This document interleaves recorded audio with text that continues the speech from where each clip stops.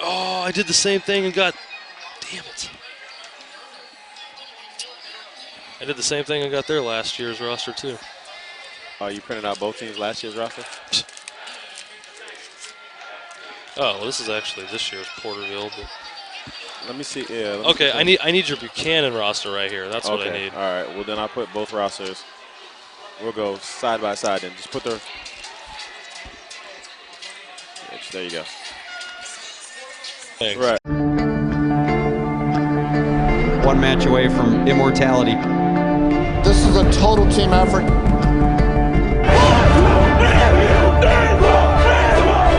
We're gonna come at you. One shot.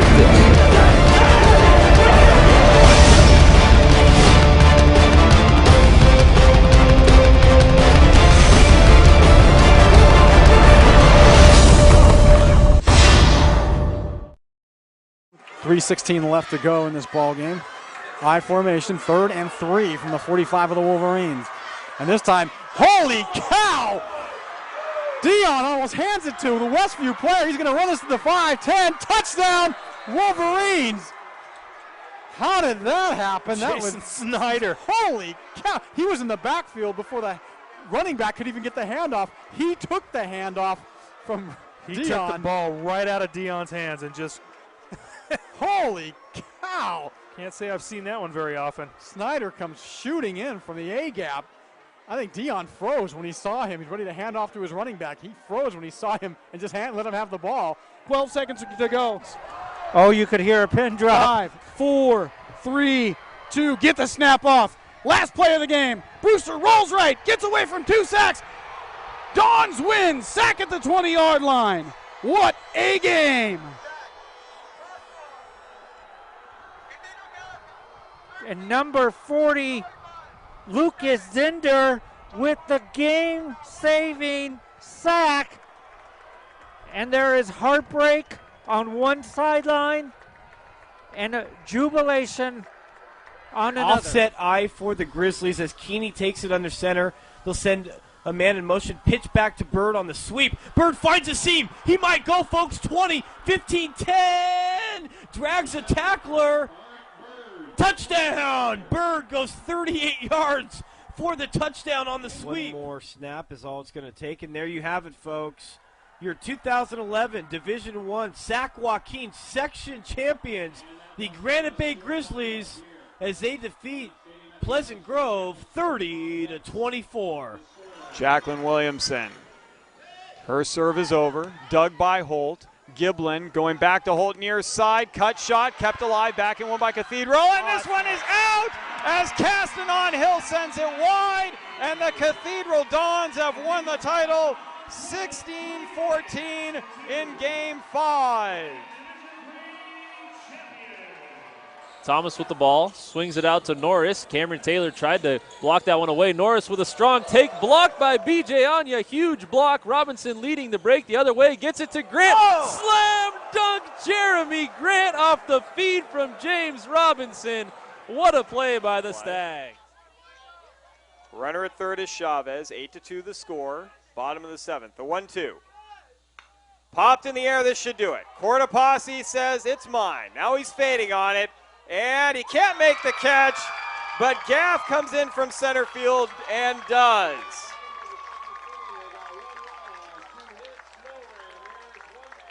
Congratulations to the St. Mary's Rams, a three-peat. They win it 8-2 against Franklin to take the series 2-0. But this is time to run an offensive set that you've done all through the season in practice. Yeah. And you also, you get it to your hottest player right now, just like they're getting it to Eichhorst right here. He's going to try to create some space, find somebody on the backside that's open. Eichhorst flush out to the right. Oh, breaks free of a player. Eichhorst on his own, shoots and scores, bounces a shot home. Coos can't handle the shot. Eichhorst takes off the shirt and the helmet. And how about that? Alex called it. Eichhorst, after sustaining the injury in the third quarter of play, has scored the game winner with 22 seconds gone in the overtime period. Dogpile on the field. Marin Academy take it. a fantastic finish to this game. And, well, I hope his other ankle isn't hurting after this. Hancock to his immediate left. 2 receivers far side, 1 near side. Hancock on a counter, right side. He's inside the 10. He bounces off a tackler at the 10, the 5. Touchdown, Helix. And behind Hancock, the field is littered with white jerseys on the turf. Wow. Hancock not to be outdone by his fellow playmakers on offense. Put on a show on that short 12-yard touchdown run.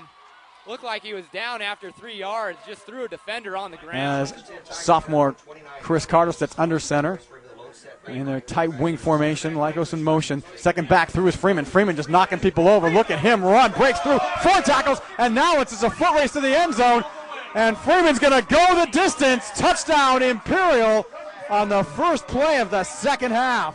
2nd and 6 for Imperial from their own 47. They're going to give it to Freeman again off the left side. And Freeman gets by one wave and down across the 40-yard line. Still on his feet. Look at him run down to the 20-yard line. One man to beat. Gets by him. Touchdown Freeman. How did he do that? Holy cow. 64-yard touchdown run. His 5th of the game. Royce Freeman, ladies and gentlemen, you're about to see the top rushing, and as I look over to our partners at KXO Radio, the top rusher in the San Diego section for the next 2 years. That's just amazing. That is just amazing. They hit him in the backfield. They hit him at the line of scrimmage. They hit him a couple yards downfield. They hit him again near the goal line. Keep those Lowell fans quiet over there.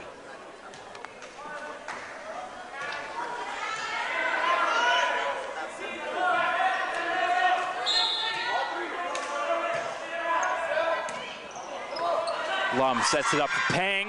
Long, it's out. Low, a magnificent 7 titles in the San Francisco section in dramatic style as they pull out a fantastic victory over a spirited Galileo Lions team. They win the 4th game, 31-29, and they take the 2012 Academic Athletic Association San Francisco section title. Officials say no 5-second count can be started. Nobody was close enough defensively. Lyle's going to swing left side. Robinson.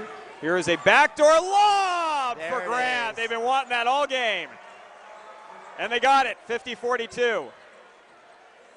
They lulled you to sleep, and then they hit Grant on the back door. They trail by 2. McMorrow's kick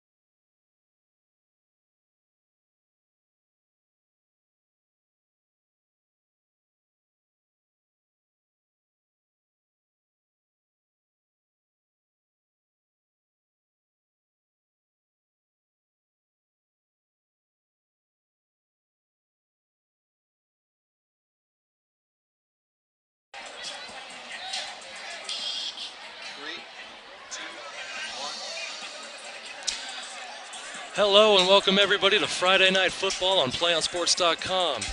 We're here live at Veterans Stadium in Clovis, California. I'm Jason Phillips alongside my partner, former Fresno State Bulldog Paris Gaines. Tonight we're going to be bringing you the Porterville Panthers and hosted by the Buchanan Bears. Tonight the Porterville Panthers come in bringing a 1-1 record. They had a loss to Mount Whitney 2 weeks ago and a come-from-behind win over West Bakersfield last week. They come in last year sporting 36.8 points per game. This year they're already off to a fast start at 32. Paris, Porterville, they like to run a wing T offense, not real big up front, but they've got a lot of quick guys. It's going to be interesting to see how they're going to attack this Buchanan defense that's pretty big and strong. What do you think Porterville is going to want to do? Well, for Porterville, you're going to see a lot of wing T. That's their base offense. You're going to see a lot of trap, a lot of buck sweep. Everything is going to be quick tonight if they hope to break big gains against that strong and stout Buchanan Bear defense. Absolutely. They've got a trio of weapons in the backfield. A wing T uses a lot of running backs. One in particular is Juan Aldaco, number 31. Last week against West Baco, ran for 103 yards, 3 touchdowns. Porterville as a team amassed 470 yards of offense against West Bakersfield. Head coach Carl Scudder in his first year. Porterville off of a league championship in 2010. Last year finished 8-4. So Carl Scudder's group looks to get off fast here tonight. See if they can improve on that 1-1 record. Porterville from the East Yosemite League. And it'll bring us to the Buchanan Bears. Head coach Mike Vogt. Last year, 3-8, worst record in the 19-year program, as you might have said last week if you were with us. Buchanan destroyed Bullard, 36-14. Buchanan 1-0. Tyler Fry comes in leading the spread offense. Quarterback last week, 178 yards, 2 touchdowns. Billy East combined for 2 touchdowns. Paris last week at halftime, they had outgained Bullard 150-20. What is Porterville going to do to try and stop this spread offense? Well, they need to come out quick. They need to play fast. They need 11 guys rallying to the ball, and they must wrap up and tackle tonight. The Bears have big backs. They run low to the ground. They attack in multiple sets. You'll see a 4-receiver set, 3. They love to hit the tight end. It's about confidence tonight, wrapping up and bringing down the opponent. Paris, this should be a fun one, folks, as you look at our field here. We got a great night of football, 92 degrees. Paris, you've got a couple of keys of the games for each team that we could look for offensively and defensively. Why don't you go ahead and let us know what those are? Yes, Jason, for both teams on offense, you want to start fast. You want to develop a tempo tonight. This is a huge contest for a Division III team to come in and shock a Division I team. Both teams want to win the battle at the line of scrimmage, especially Porterville, who hopes to run the football tonight. You want to win the turnover battle, and also you want to convert on third downs is key. On defense, for both sides of the ball, you want 11 hats to the ball. You want guys flying around. You want an emotional defense. You want guys to communicate. And on both offense and defense, you want to eliminate the MEs, what we call mental errors, and eliminate the yards after contact. Communication is key tonight, Jason, for both teams. The Buchanan, they want to keep this magical season rolling, extending their record to 2-0 after tonight. And for Porterville to come to Clovis and to beat a Division I team that just knocked off the number 4 team in the Valley last week, the Bullard Knights say this is huge for the Porterville Bears, the Panthers, Porterville Panthers.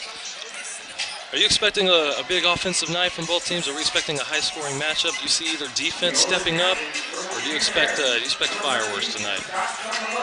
You know what? With the emotions running high tonight, I'm expecting some fireworks tonight, man. Absolutely. I really am. Perfect weather conditions. I mean, we are all set for a special game here tonight, folks. That's going to do it for tonight's PlayOnSports.com pregame show. We are just about 5 minutes away from kickoff.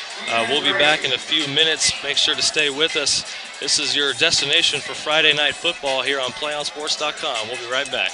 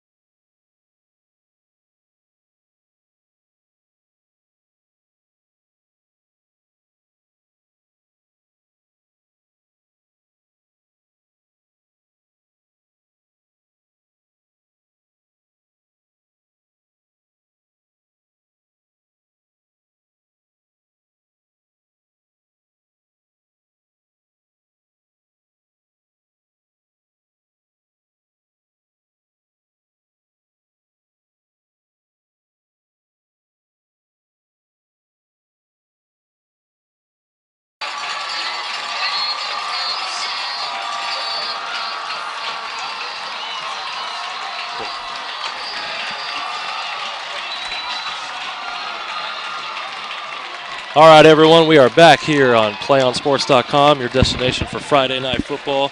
Here as you're watching the Buchanan Bears introduction. And there they go, they take the field.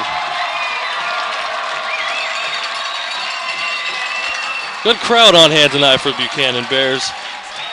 Paris last week, Porterville they got behind against West Bakersfield 21-9 at the half. Started a little slow, and we were just talking before we came on the air here about how a wing T formation type of offense, really tough to play from behind. If you're not be able to run the football, you're going to have a rough day. Now, they were able to come back against West Bakersfield, but this Buchanan offense is a whole nother beast. Most certainly. Most certainly. When you're a predominantly run team in that offense, they were able to come back behind. But the Bear defense, they know when you're playing from behind, the Porterville offense is going to be forced to throw the football. The Buchanan Bears, they're very strong in the defensive backfield compared to the young DBs of Porterville. Going against that aerial attack of Buchanan tonight, it's going to be tough. Look for Buchanan to attack through the air and attack those young DBs often over for Porterville Panthers. Absolutely, Paris.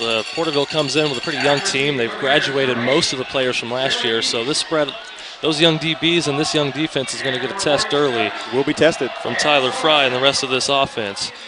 All right, folks, we are just about ready to go. Porterville set to kick this one off. Back to receive for Buchanan. We got number 49, Logan Stoll, as well as number 6, Robert Scanlon. Scanlon, a running back. Oh, I'm sorry, is that number 8? That's Billy East back there. Not Robert Scanlon. Kick is up, and that will be Stoll taking it. He drops it a little bit. He'll pick it back up. Takes it to the center of the field, and he's breaking the tackle. Ooh.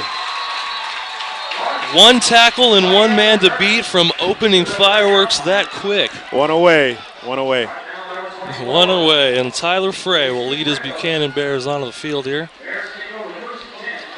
I'm going to start from the 31-yard line. Buchanan Bears already set here with the play coming in from the sideline. No huddle, folks. They will be on the ball quick all night. That is Billy East in the backfield, Tyler Frey, quarterback. Look for that zone read right here, folks. And that's exactly what it is. Hand off to Billy East. He'll get a couple. 2-yard gain, tackled by Edgar Madrigal. Yeah, the Bears want to establish that run early. East, the young man, ran for 80 yards last week. Looking to get him going early on the ball game. That's right, Paris. 80 yards and 2 touchdowns last week on the ground for East. 2nd down and 7. Frey will look to throw. He's got Adam Sorensen, and he will be taken down. He's close to a first down. Depends on the mark. Adam Sosman, the do-it-all man from Buchanan. Punter, defensive back, wide receiver. I'm pretty sure he even cooks the pregame meals, Paris. I think so. I think he might have drove the team here today as well. They will give the Buchanan Bears a first down.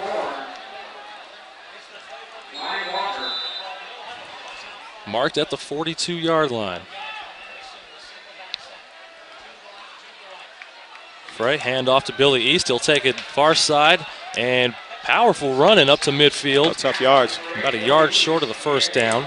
Great pickup for the Bears tonight. If they can get the running game going early, what a plus, what a plus. We have Sosman down here, number 4, the widest receiver to our sideline, matched up against one of those young DBs of Porterville. Pretty big size advantage from up here. You're right, Paris. If that spread offense is able to run the ball at will, it just makes the passing game that much more formidable. Frey will throw it deep. He's got a man overthrown. Intended for Ben Sorensen. Big tight end. And the big boy tight end. It was open. Fry just missed him. This will bring up a 3rd and short. The Bears tried to run that 9 route with Sosman and sneak the tight end in on the corner right there. Fry had him just a little bit mis-executed. It'll happen here early on. First big third down of the game. Hand off to Billy East. Cuts it up. He's going to have the first down, and he'll pick up a little bit more to the 45-yard line of the Porterville Panthers.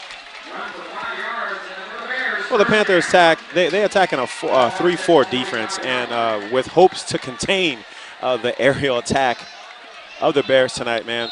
That's the plan for the Porterville, to apply pressure with hopes to contain.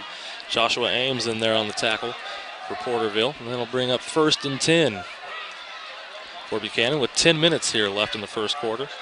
Shotgun, they'll bring the blitz. Throw, he's got a man, complete. First down. Still up. Still up.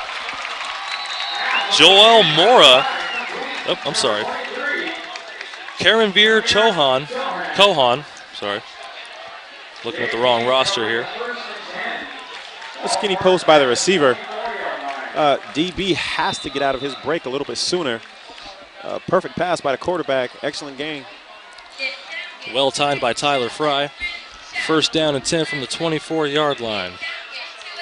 Fry will operate from the gun again. He looks near side. Oh, excellent read. Screen. They're going to get a flag on that one. Touched the receiver just a little bit too early. Andy Chungala is the man spotted on the penalty. Just a little too soon. He read the play just a little too soon. Intended for Adam Sosman.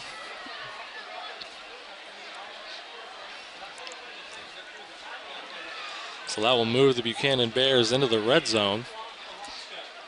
Pretty good opening drive. Bears, well, certainly. Bears are starting fast, Bears. Yes, last week the Bears were actually in the red zone 5 times. Last week, coming away with points here against Bullard. They look to do the same tonight. Last week, Fry led the Bears on a 76-yard, 11-play drive to open up the game at Bullard. Well on his way to doing the same thing here. We have a flag on a play. Offside defense as the Buchanan Bears. The quarterback's able to, with the hard count, to draw that defensive line offsides. Works to perfection there, and Buchanan's getting a couple of gifts here in the early going. Timeout. And that's going to make Carl Scudder call an early timeout. He wants his Panthers to talk it over. Good idea as the Bears inch closer to that goal line. While we have a break, folks, PlayOnSports.com is on Facebook and Twitter, giving you news and information and links to great highlights. Follow us on Play On Sports on both Facebook and Twitter. You can also access thousands of live on-demand games on YouTube.com. Keep up with all the high school action every week from your destination for high school sports, PlayOnSports.com. Well, Paris, we're seeing exactly what we thought we would out of Buchanan here. A couple of good runs by Billy East and a couple big plays in the passing game. Scott Buchanan looking pretty good early. I'm impressed. Most certainly. They've come out here and they're attacking from multiple sets. They're running the football. They're throwing the football. So right now, they're balanced right now. Like you said, those young DBs getting a good workout here early. Oh, most certainly. Most certainly. I mean, look for the jump ball right here.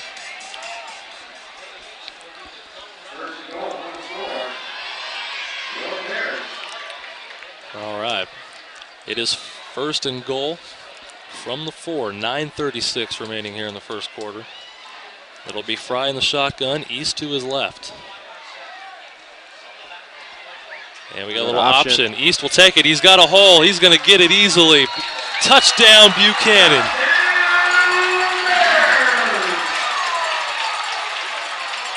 Fantastic call by Coach Volt and his offensive staff. Billy East on the option, walks into the end zone. The door was wide open. It was, Paris. Billy East, a 4-yard touchdown run. Nice design play call by Mike Vogt, head coach / athletic director. And Buchanan on for the extra point, and it is good.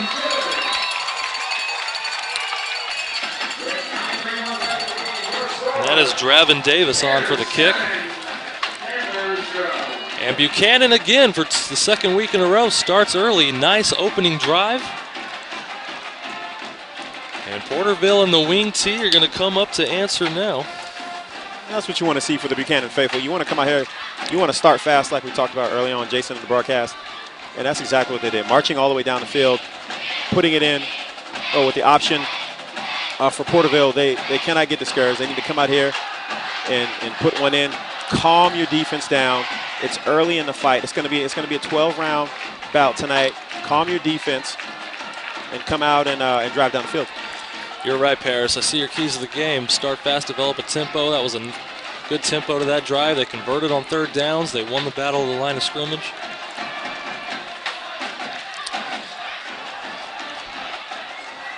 All right, Porterville.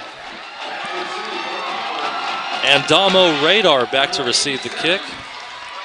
Folks, you're going to hear his name out of our mouths a lot tonight. This kid has playmaker written all over him. And he must play big tonight if they're going to get this victory tonight here in Clovis. Absolutely. Buchanan would be smart to stay away from that young man. He is number 7. And it will not be Radar. Taken by Porterville at the 5. And he is up to the 24-yard line. That was Lalo Nevarez.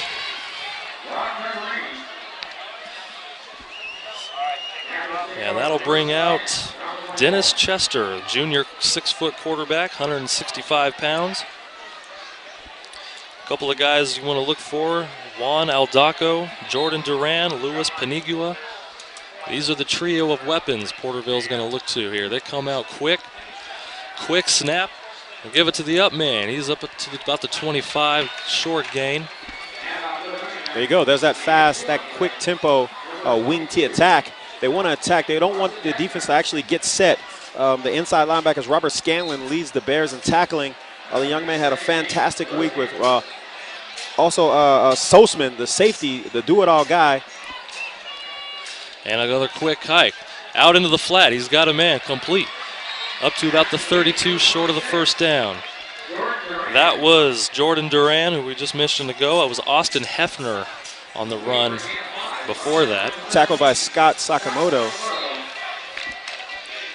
And that's going to bring up 3rd down and 4. So a quick, big 3rd down for Porterville. Ball is marked at the 31. They need to get to just past the 34. Chester will give it to the up man, and he is stopped short. He's denied. And he's going to be about a yard short. Brought down by number 6, Robert Scanlon, the emotional leader and anchor on that Buchanan Bear defense. Scanlon led the team last week in tackles, and he's on a big start here again.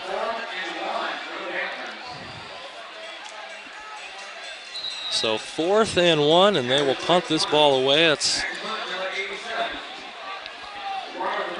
That's the right call for Porterville. Most certainly. And Billy East back to return the punt.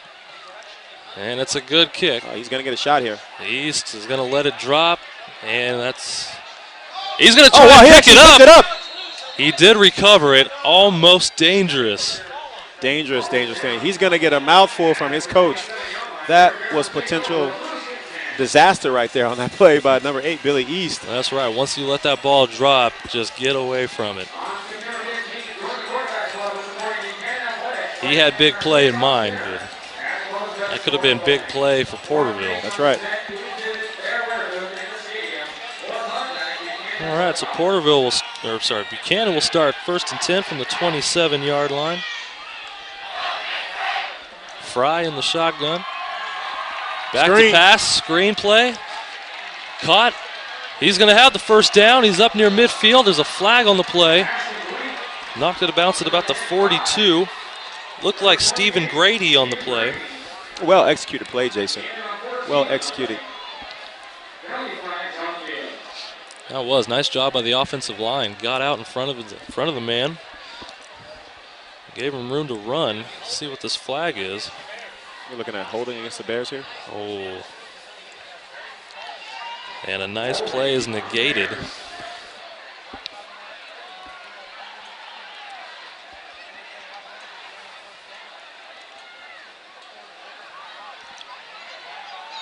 And from holding is a spot foul, so the hold actually happened way up past the 1st down marker. So it actually be 1st down. Let's see, 1st down and 8 is what we have it. Four wide receiver set. Fry back to pass. A blitz. Fry's going to take it and run with it. He's got room. He's going to be close to a first down. Man, looks good from here, Jason. Good read by Tyler Frey. Lots of open space to the far side. Yeah, great decision. Everyone is covered on that play, and the linebackers are dropping deep into a zone. The young man was able to hit the corner and pick up the first down. Oh, no, second and... Yeah, not a good spot if you're a Buchanan fan. No, by no means. Second down and 3. It looked like he went out of bounds just at the marker. 7:19 remaining here left in the first quarter. It's going to be a handoff to East. He's tough running. Going to end up picking up a couple on that play. That's actually Stephen Grady on the carry. I'm sorry. Way to pick me up there, Paris.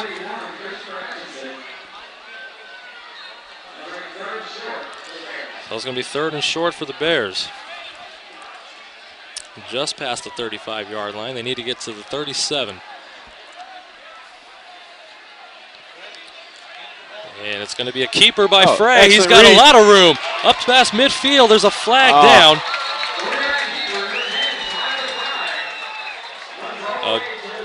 A good keep by Tyler Frey.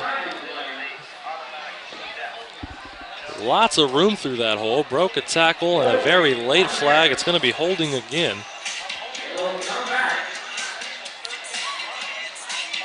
That was a great read by the quarterback. Great fake by the back, Stephen Grady. Young man, running back, defensive back, senior, 5'9", 165 is in the game now for Billy East. And you got to wonder, folks, what's going on with East. He is the starter.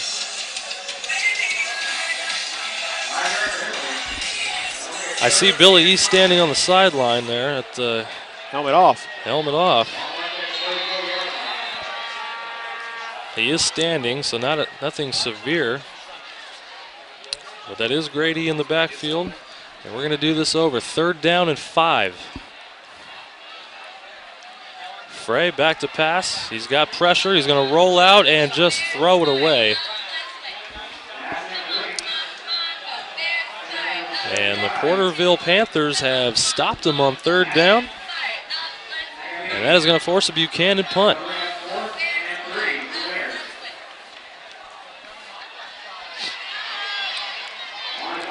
So a good stop there by the Porterville defense, aided by a couple of holding penalties. Certainly, win for the defense. Win for that Porterville defense who needed a stop. Rader is back to return. Soamson is going to punt it. Kick is almost blocked. It's a low one. Going to be a good bounce, and Rader is going to return it. He picks it up at about the 23 and brought down at the 32.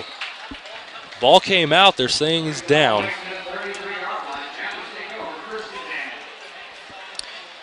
So just like Billy East, Radar thought he could pick it up and do something with it.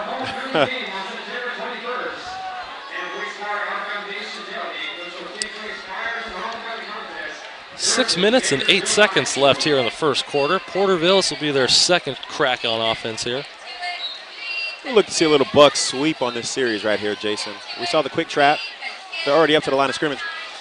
And a quick snap. There it is. Going to give it to the running back who picks up about a yard. And there's that sweep. And that was Austin Hefner.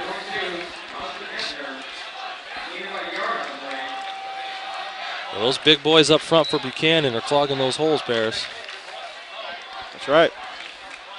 Second key of the game is to win the battle of the line of scrimmage here. That's real dirty down in the middle there. And Damo Rader will check in. He will set up shop here on the near side. And it is a pass play. Chester rolls out, finds Hefner in the flats, going to have a first down. Spin move, good play. Up near midfield to the 50-yard line is Austin Hefner.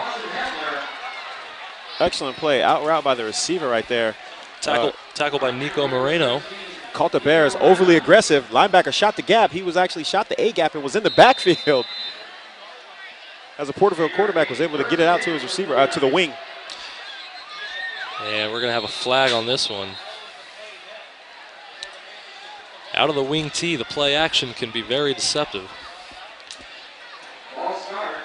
And this is going to be a false start on Porterville. That'll back them up 5 more yards to the 44-yard line. 1st and 15 for Dennis Chester and the Panthers.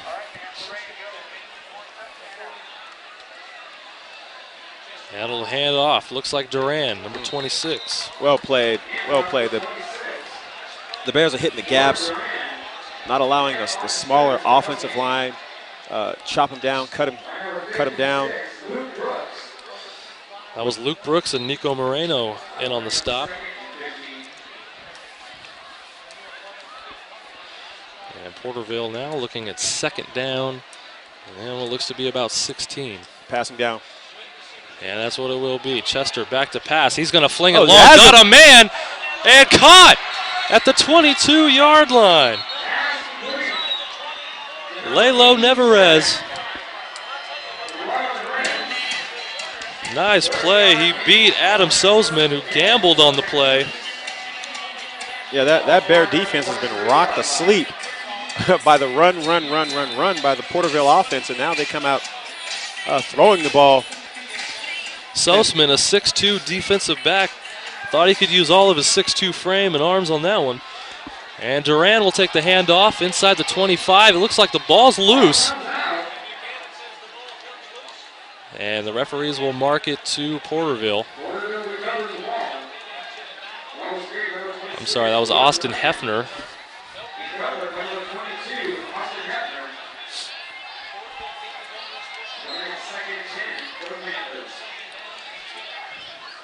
That'll be 2nd and 10 for the Panthers here with 4:06 remaining left in the first. Man in motion. Fly sweep. And it's going to be Duran who's taking it to the far side with the handoff, and he's up near a 1st down. Great call. Great call by the Porterville offense. They're really keeping the Bears on their feet. The fly sweep there, buck sweep, trap, deep corner. They're really mixing it up. Quick on the ball. And you see Buchanan players running onto the field quickly. There's no time for substitutions. Quarterback sneak, and he's going to have the 1st down easy, and a few more.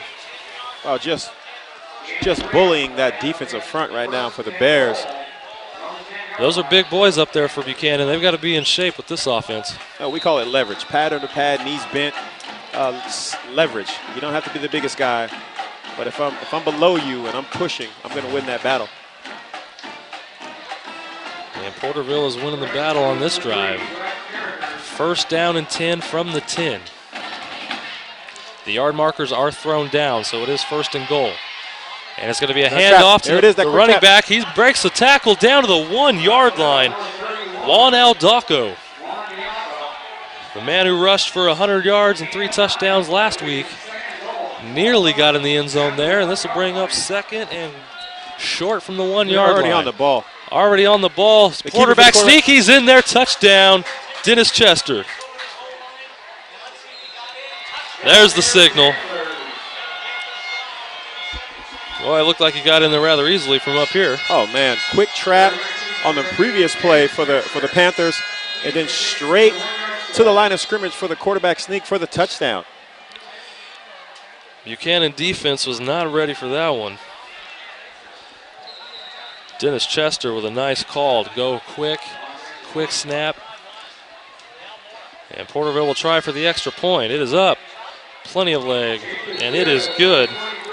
Joel Mora on the extra point. And the Porterville Panthers have tied it up. They've answered Buchanan. Well, certainly. And we have ourselves a tie ball game here, 7-7 with 2:44 here left in the first quarter. That offense responded extremely well, very calm, marched all the way down the field and put one in. That was a nice drive. Started at the 32-yard line of Porterville, so it's a 68-yard drive. Capped off by the 1-yard run by Chester.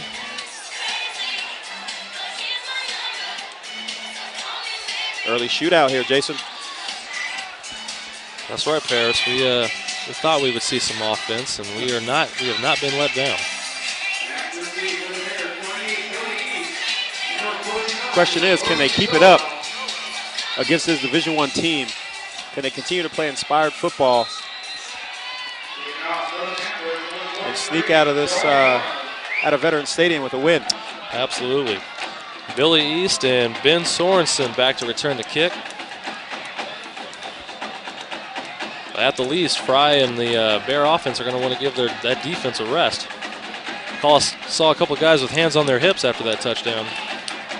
Not much time to breathe when Porterville has the ball. Pooch punt, and it's going to be caught. That looks like number 17, Nico Moreno. Tackled up at the 38-yard line, so Buchanan will have good field position to start this drive. East back in the game. Billy East, number 8. He is back in the game after a few plays off. He's in the game as a slot receiver here, folks. That is Stephen Grady in the backfield. Billy East in the slot. Lined up next to Sosman here. And Tyler Fry is going to look that way. Swing pass to Grady. He'll break a tackle, turn it upfield. He's going to be close to a first down. Up to the 46-yard line. Tackled by Davis Short of Porterville. Wonder what Coach Volt is thinking here as he tries to influence the defense by putting East at the slot receiver and bringing in the what looks to be the quicker back in Grady. Looking for some matchups in his favor is Mike Volt. 2nd down and 3. Fry back to pass, has time, he's going deep. It's Sosman. He's good! Oh! He dropped it! He dropped it, he knows it. That was a touchdown. I think the entire stadium had already celebrated, Paris. I have to agree with you, Jason. Number 4, Sosman on the 9 route, the simple go route, getting past the defensive back. The ball was perfect, and he just couldn't haul it in. What a pass right in the breadbasket. Man, I know Sosman wants that one back. 2nd down and 3 still. Fry and the Bears will regroup. It'll be a handoff. Billy East back in the backfield. He's going to be close to a first down. A couple Bears in on the tackle.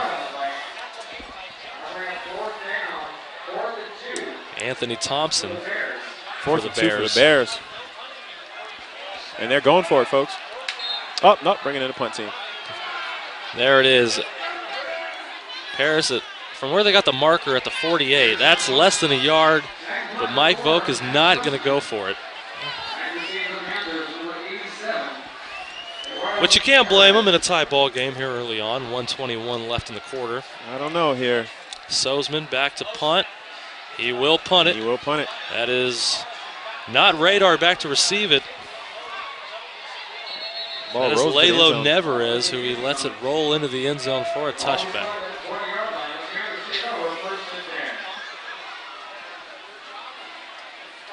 Well, that's most certainly a win for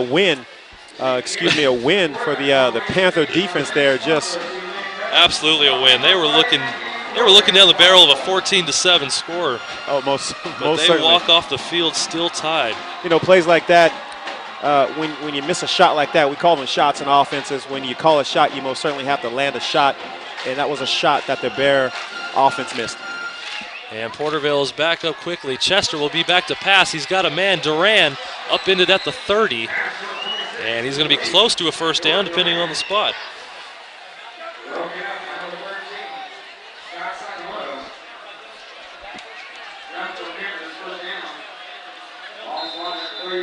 And they have given him the first down. 1st and 10 from the 31-yard line. Porterville offense coming out throwing the football. And there's a handoff. And that'll be 31, Juan Aldaco, who powers forward to about the 37. Roger Bick in on the tackle. That's a great push by the offensive line for the Panthers right now. As they continue to wear down that defensive front for the Bears right now, it looks really easy. You got to wonder if that Bear defense has figured out what's going on. And it's going to be a handoff back to Aldaco again.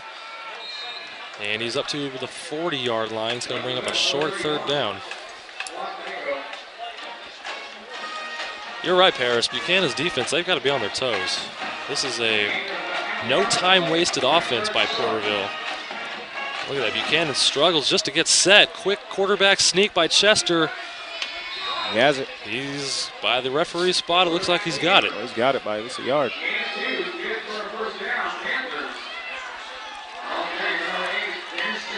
Multiple subs in now for. And that is going to bring this first quarter to a close. Porterville driving, game tied at 7. PlayOnSports.com is not only your destination for high school Friday night football action, but it's also the place for the most comprehensive coverage in high school, playoff, and championship sports across the country. PlayOnSports.com, high school sports lives here. That's right, Paris. That's about the third short quarterback sneak Porterville's used to gain pick up important first downs or touchdowns, whatever it may be.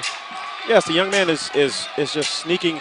What he's looking to see is what side the nose guard is lined up on, and he's attacking that side.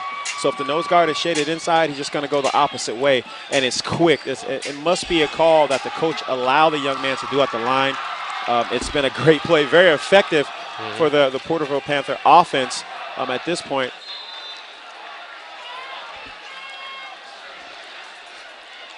And Porterville 1st and 10. It'll be a handoff to, that is Hefner. And Hefner will pick up a short gain.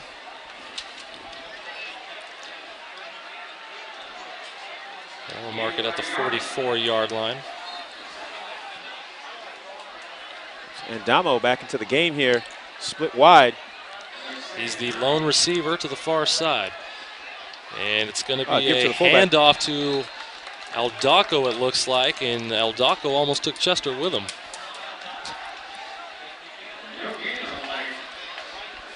No gain.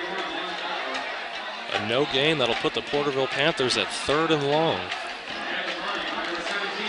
But their passing game has been able to work tonight. Very effective.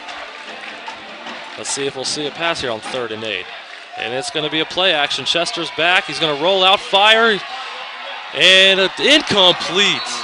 Intended for Navarez. Double covered. Triple covered.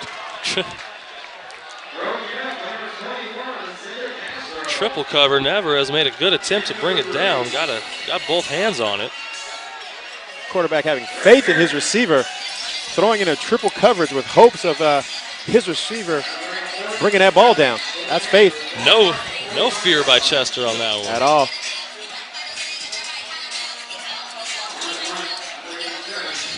That Bear defense needed to stop right there. Win for the defense.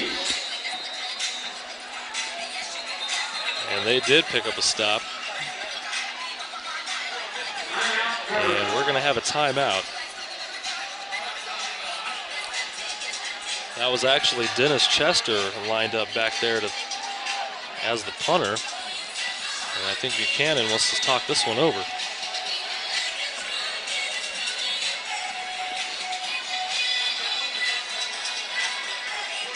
Beautiful night here in Clovis, California, Jason. It is, Paris. We got a good crowd on hand for Buchanan. Porterville traveled well. Porterville did travel well. Porterville faithful over there, dressed in orange and black. Porterville fans that did make the trip delighted to see that the JV team won again for their 29th victory in the last 3 years, Paris. Impressive. Impressive. The future looks bright. All right, Porterville, 4th down and 8. And Chester going to kick it away. Landed about the 30. It takes a Porterville bounce. Wow. And a Porterville roll into about the 9-yard line where it is down. Inside the 10, well executed. Well executed punt.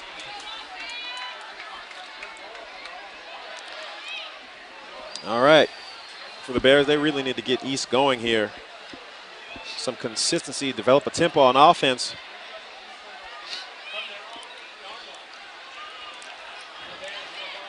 Porterville had the win on defense last drive.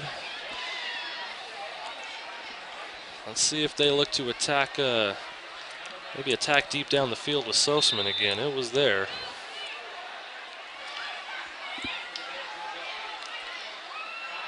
Fry from the 8-9 yard line. It'll be a handoff to East. He jukes, he's up to the 15 and brought down at the 16-yard line. Good run, nice hard run by number 8, East here. Trying to get him going again. Tackled by Johnny Cabagnog. I'm sorry, that was number 34, Draven Davis. Second down and 3 for the Bears. Fry in the shotgun. And he will hand it off to East again. Breaks a couple tackles, and looks to have the first down on the carry. You know, one thing I noticed about East is a young man runs with great balance. He spun off a defender right there. And the sign of a good back, Jason, is a young back that always falls forward. Great pickup. The young man runs with great power and great passion. Excellent run. You're absolutely right, Per. It's hard for just one man to bring that man down.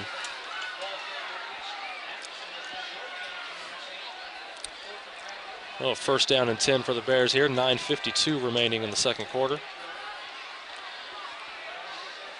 Porterville showing blitz. They'll bring one. And Fry is pressured. And he's making good work back there. Wow. And the ball's loose, and he has fallen on it. A lot of movement in the backfield. A lot of movement. The quarterback running around with the ball very loose. And running around back there with just one hand on it. Porterville able to knock it away. Could have been disastrous for the Bear offense. So Fry able to fall on it. Still Bear ball, 2nd and 15. Fry back to pass over the middle and off the hands of his intended receiver. Big tight end. That was Ben Sorensen. Early miscues for that Bear offense right now. A couple drops here has cost them. You're absolutely right, Paris. One drive ended with penalties. One drive ended with the incomplete touchdown pass. And this drive is looking a little iffy here. 3rd down and 15. Fry back to pass, going deep. Got a man. That is caught. Out of bounds at the Porterville 46-yard line. Karanvir Cohen able to haul that one in. Once again, we talked earlier about the young defensive backs for the Porterville Panthers here. That Buchanan offense just taking advantage, just simple 9 routes, just running right past the young defensive backs and making plays. Well thrown ball by Fry again. He's looked good on those deep passes. 1st and 10 for the Bears. Fry quick over the middle, complete at the 40. And he's going to have a first down. Scott Sakamoto on the catch.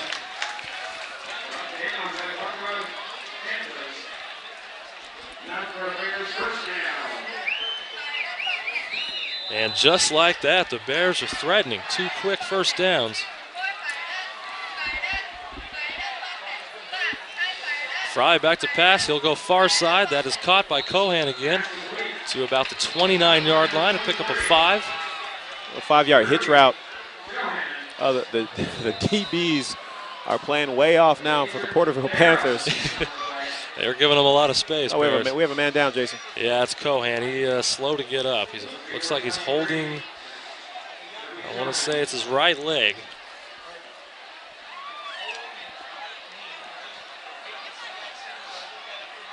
Looks like he's grabbing onto the knee. Oh, you hate to see that. Yeah, poor guy makes 2 nice plays, and you don't want to lose him if you're the Bear offense.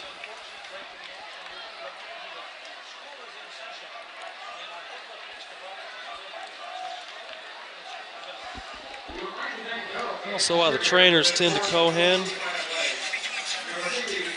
Paris, the Buchanan Bears offense looks to have found their tempo and rhythm again. They look good. They're moving the ball well. I'd say other than that dropped pass by Slomson, they have looked pretty good tonight.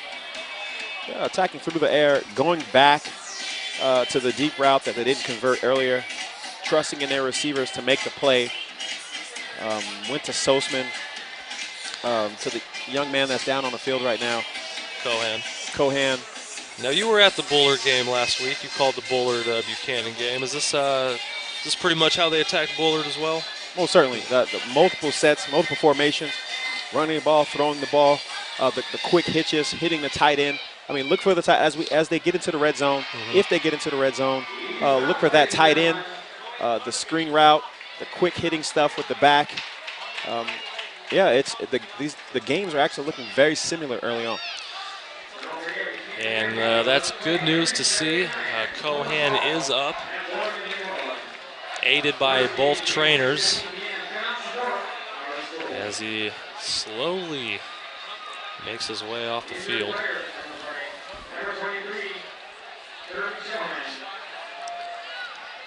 This drive did start at the 9-yard line. And folks, if you've just joined us, we are at a 7-7 ball game. Billy East and the Buchanan Bears found the end zone first on a nice opening play drive. Billy East ran one in from 4 yards out. The Porterville Panthers responded with a 1-yard quarterback sneak by Dennis Chester. And that's where we stand at now with 8:32 remaining left here in the second quarter. Cohan now walking under his own power, which is very good to see. Good sign, good sign. Way to go, young man. And here we go. Fry and the Buchanan Bear offense, 1st and 10 from the 27. Got a little movement there. Yeah, we're going to have a false start on Buchanan.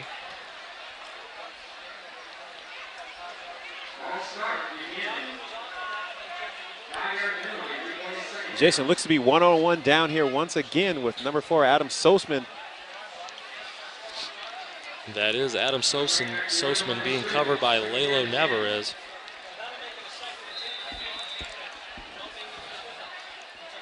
Keep an eye on that matchup here as Fry operates from the shotgun, 2nd down and 15. Excuse me, 2nd down and 10. Fry back to pass. He's looking to the left. He's got his tight end, and it is intercepted by Navarez, who broke off of Sosman to cover his intended target, Ben Sorensen. Well done by Navarez.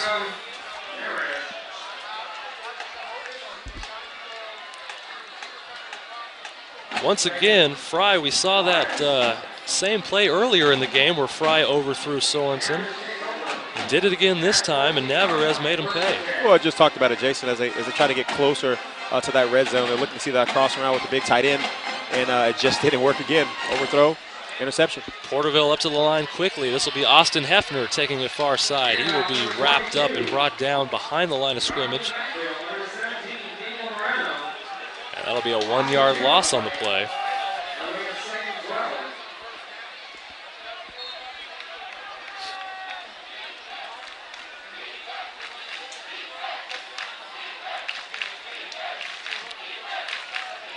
And Damo enters the game here. He is the lone receiver. And it's a reverse to Hefner. And he cuts it back upfield. He'll pick up positive yardage just inside the original first down marker. Pick up of about 3 on the play. Pretty good gain to the short side of the field there. Look to see that Panther offense work now back to the wide side of the field here.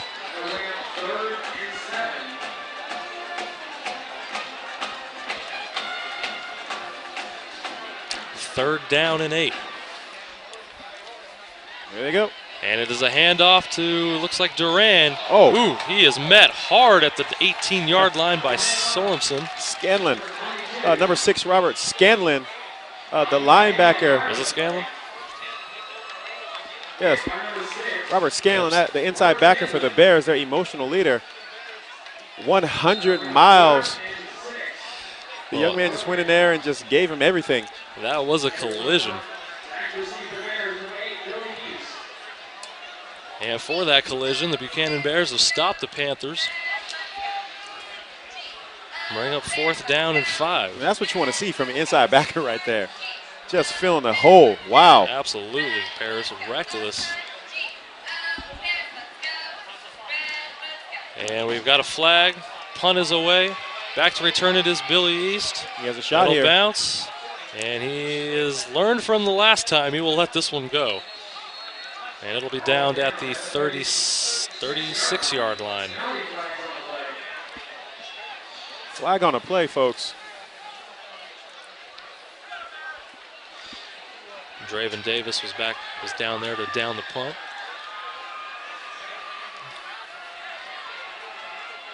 And we've got a legal formation on the Porterville Panthers.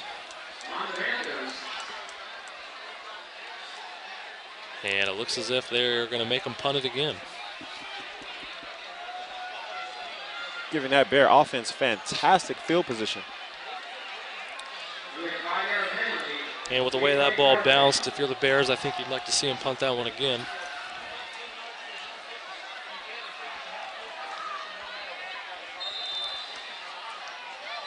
Lalo Navarez back to punt it.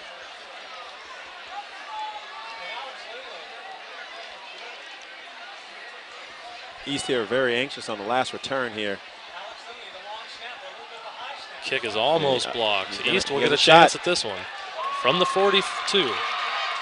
And we've got a flag down, and he is bottled up at the 49-yard line. A return of about 7 yards, and we'll see what the flag is.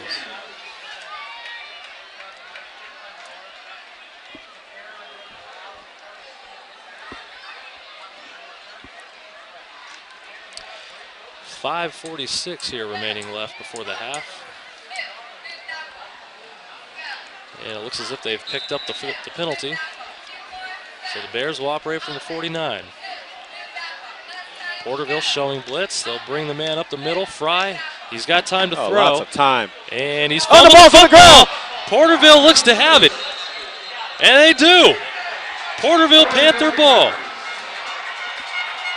Anthony Thompson recovers the ball.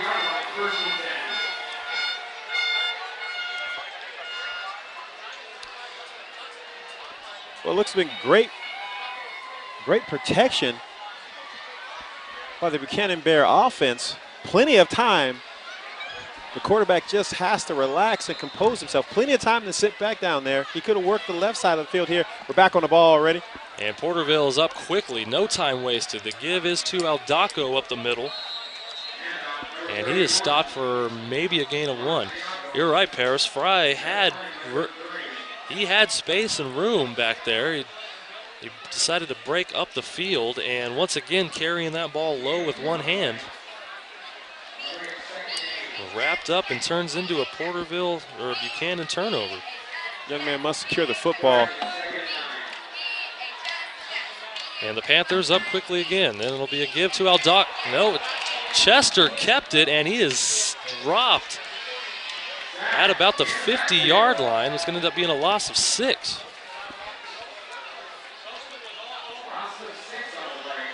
Fooled me a little bit on that one. I thought the give was to Aldaco up the middle. Chester kept it. Did not fool the Buchanan Bear defense. 2 receivers in for the Panther offense.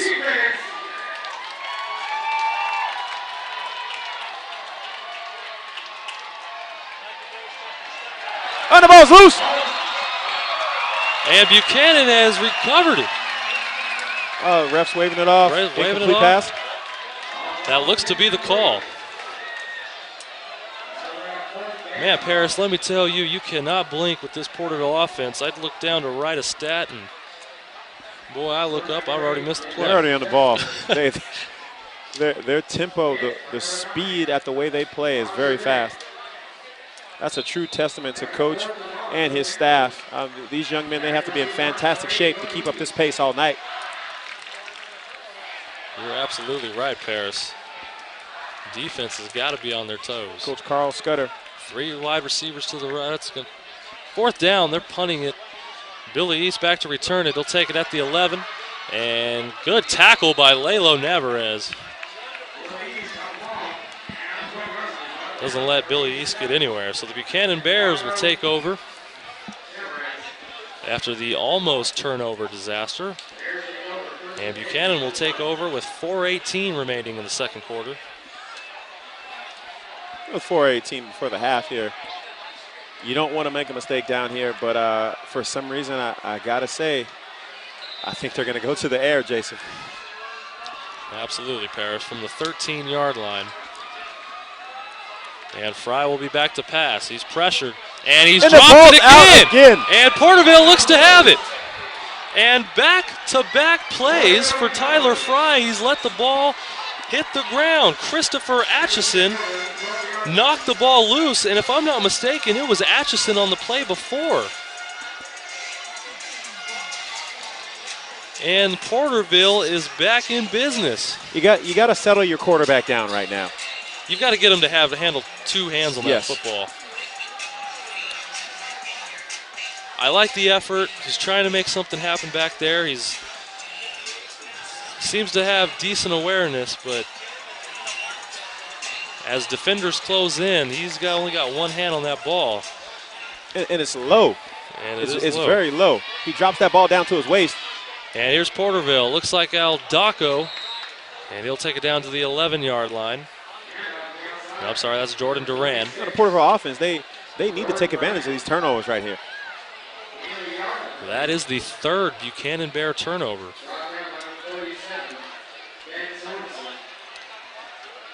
And that was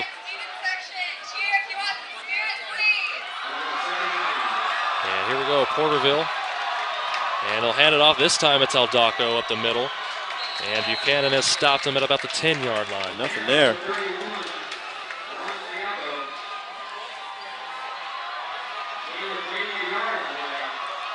Through the Porterville offense, you want to come away with some points here. You know, the Porterville Panthers are almost running into the strength of the Buchanan defense when they run right at the gut like that interior, that's right.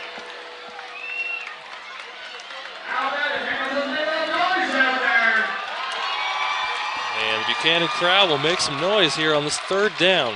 Third down and 8. They can get a first down by hitting the 2-yard line. And it's going to be play action. Chester will throw. He's got a man. A cut. It looks like Duran. Cut. Touchdown, but Panthers.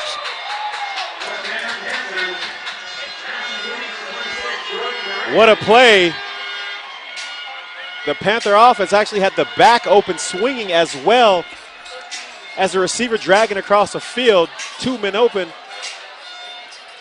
Fantastic play. Great cut. Dives into the end zone. Absolutely, Paris. They've ran that same formation, same pass play earlier in the game where the other running back leaks out, and he was wide open again. Kick is up, and it is good. And that makes it a 14-7 ball game here. Porterville has now taken the lead. Porterville's first lead of the game comes with 2:55 remaining left before the half. A fantastic play. The linebacker can guard both the drag behind him as well as the swing route. Makes it awfully tough for the linebacker. Well done, Duran. Made a nice catch, made a defender miss at about the 6-yard line. And into the end zone he was. And the Panther faithful right now. They believe the Division III Porterville Panthers are now up 14-7. You're right, Paris. They do believe they have now stolen the momentum. And now if you're the Buchanan Bears with 2:55 left, you definitely want to answer, but you want to be careful with that football at the same time.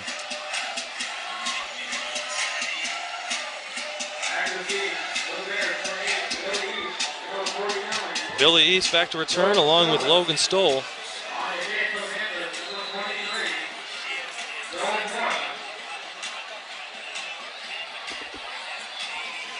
So the Porterville Panthers able to capitalize on the turnover.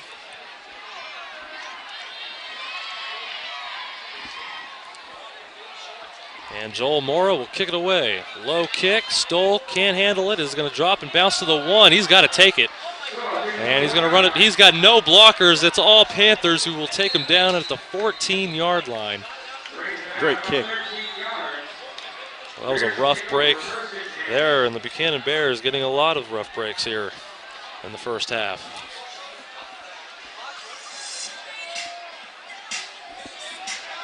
Fry back out there for the for the Bear offense.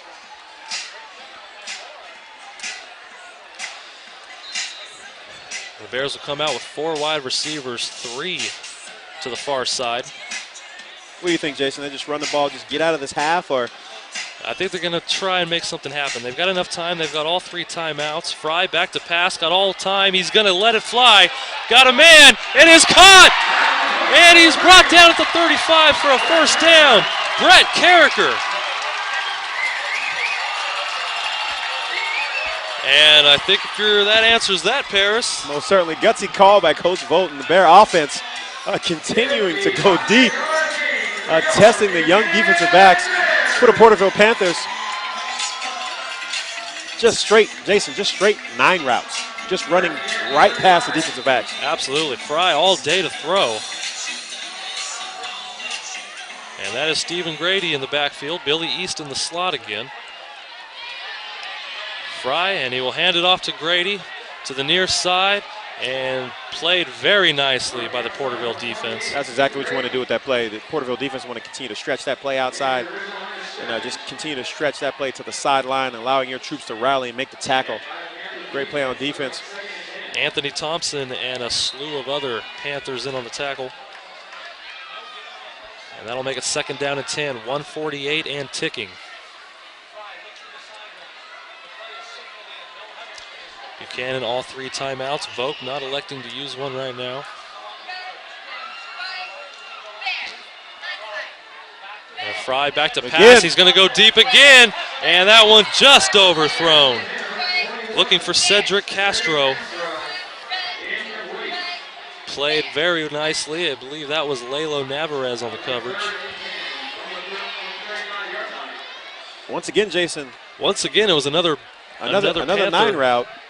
Nothing, they're not reinventing the wheel down there on these routes. Just straight 9 routes. Just my guy is better than your guy. You're right, Paris. Another Panther behind a Buchanan Bear wide receiver. 3rd down and 10. Screen. Looks like a screen. It'll be Grady. And he's going to take it up to the 30, short of a first down. Played very well by the Panthers. Lalo Navarez was in on the stop. And that's going to bring up a 4th down and about 2. And that will force Mike Vogt and the Buchanan Bears to call a timeout and think this one over. All right, talk it over.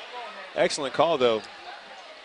As the Buchanan faithful begin to chant, I believe that we will win.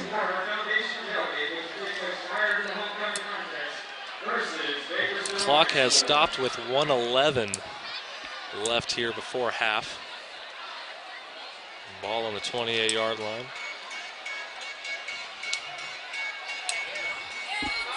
Boy, anytime Fry drops back, it is risk-reward back there. As they continue to go to the air, though, Coach Volt and his staff show confidence in the quarterback, his abilities to come back and continue to make plays and throw that ball downfield. Once again, as we're getting closer to the red zone, look to see that tight end on that crossing route. Look to see that 9 route. Look to see Billy East on the ground. I mean, they have 3 fantastic options and skill position players here as they get closer to the red zone. Now, Ben Sorensen, the tight end, who has been a target of Fry's in the red zone, is not in on this play. 4 wide receivers. Fry back to pass. He looks at Sorensen. He's dropped it again at the 15. Sosman had a first down. Looking to turn upfield before he actually caught the football there. Absolutely. 2 big drops by Sosman in this first half. That definitely could have led to points.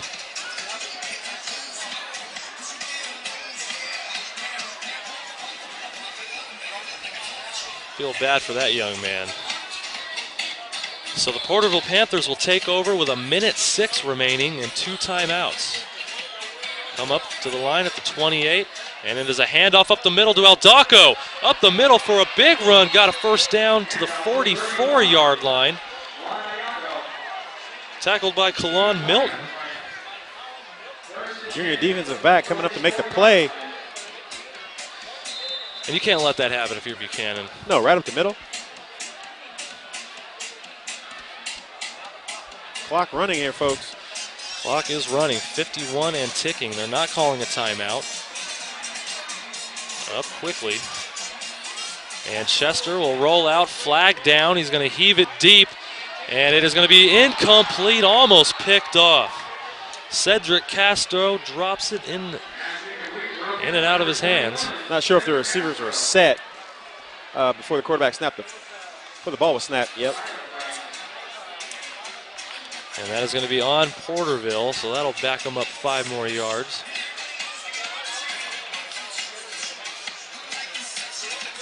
The better defense. You got to come up with that interception. Ball hit him right in the hands.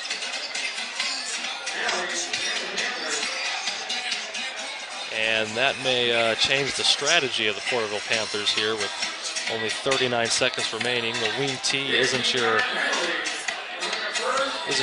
fast-paced offense like the spread. And they will hand it off to Aldaco, but he's got some running room. And some blockers in front of him. And he is up. He's going to have a first down up near midfield. That defense is backed up trying to play the pass here with just absolutely. 23 seconds now left. There's the timeout. They let a few ticks tick away, but 21 seconds left as they call a timeout. You think Buchanan was almost giving them that run? Most certainly. You know, you're back there and you're trying to prevent the pass and you're in that prevent defense. I do not like it. I say stick with your base. When you back your linebackers up and you back your safeties up, you're vulnerable for underneath routes and crossing and stuff like that. Mm-hmm. And that's exactly what the offense wants to do. They want to cross, they want to catch the ball, they want to get out of bounds. You just cannot allow that to happen. Stay in your base and trust your scheme. Absolutely right, Paris. If Porterville's going to run the ball, then they're almost conceding to go into the halftime, but Buchanan has given up a couple long runs, and if the Panthers get one more of those, they could be looking at field goal range.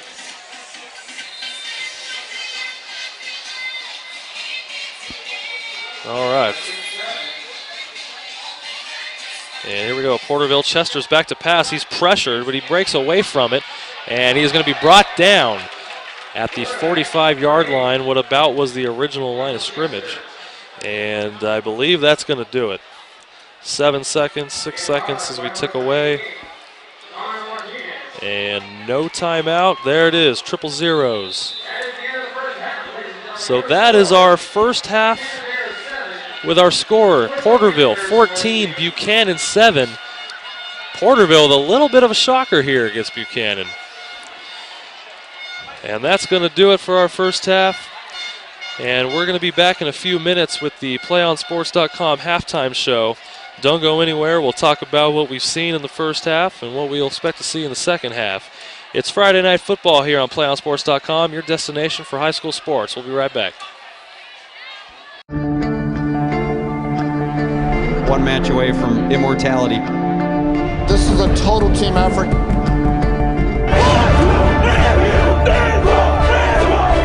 We're gonna come at you. One shot.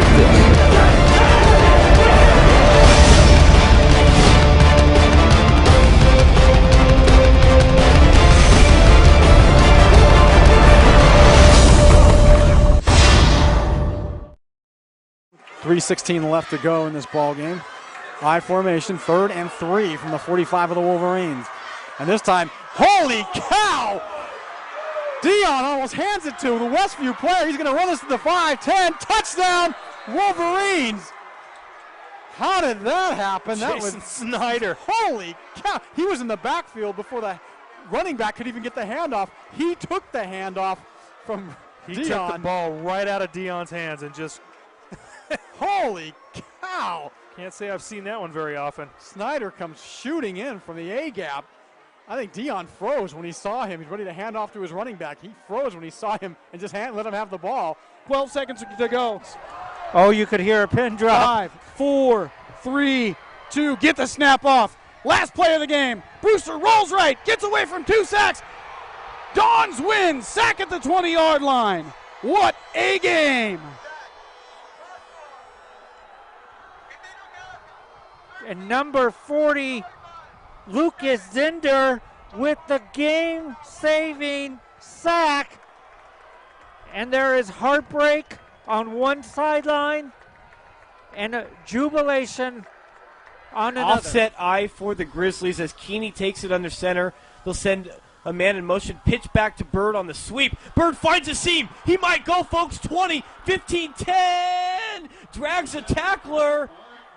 Touchdown! Bird goes 38 yards for the touchdown on the sweep. One more snap is all it's going to take. And there you have it, folks. Your 2011 Division I Sac Joaquin section champions, the Granite Bay Grizzlies, as they defeat Pleasant Grove 30-24. Jacqueline Williamson. Her serve is over. Dug by Holt. Giblin going back to Holt near side. Cut shot. Kept alive. Back in one by Cathedral. And this one is out as Castanon Hill sends it wide. And the Cathedral Dons have won the title 16-14 in Game 5. Thomas with the ball, swings it out to Norris. Cameron Taylor tried to block that one away. Norris with a strong take, blocked by B.J. Anya. Huge block. Robinson leading the break the other way, gets it to Grant. Slam dunk Jeremy Grant off the feed from James Robinson. What a play by the Stags. Runner at third is Chavez. 8-2 the score. Bottom of the 7th. The 1-2. Popped in the air. This should do it. Cortopassi says it's mine. Now he's fading on it. And he can't make the catch, but Gaff comes in from center field and does.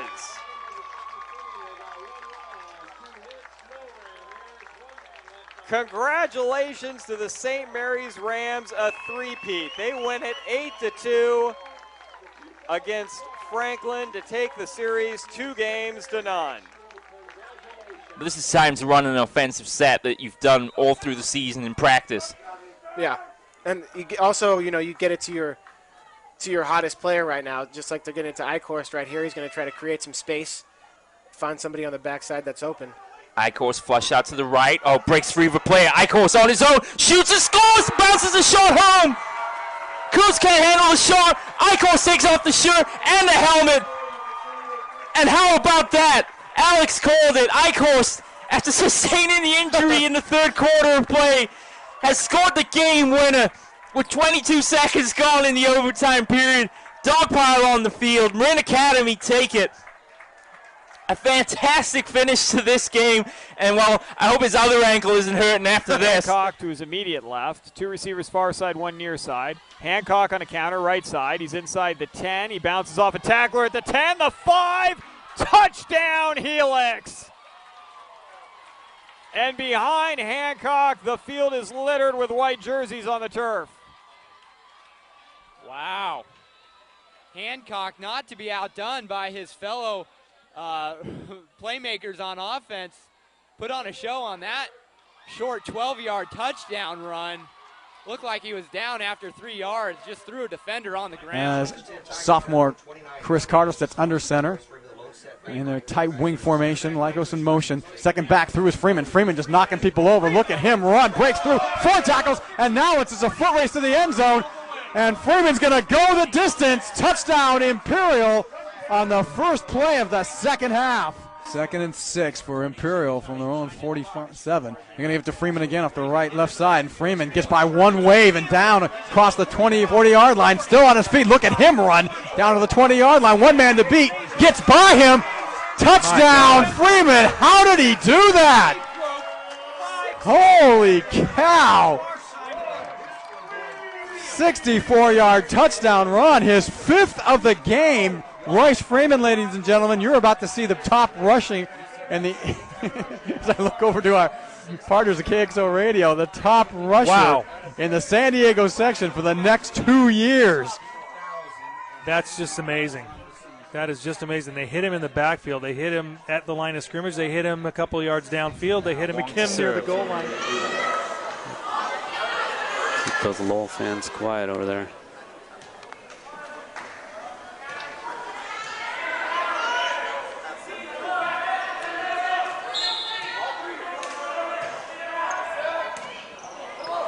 Lum sets it up to Pang.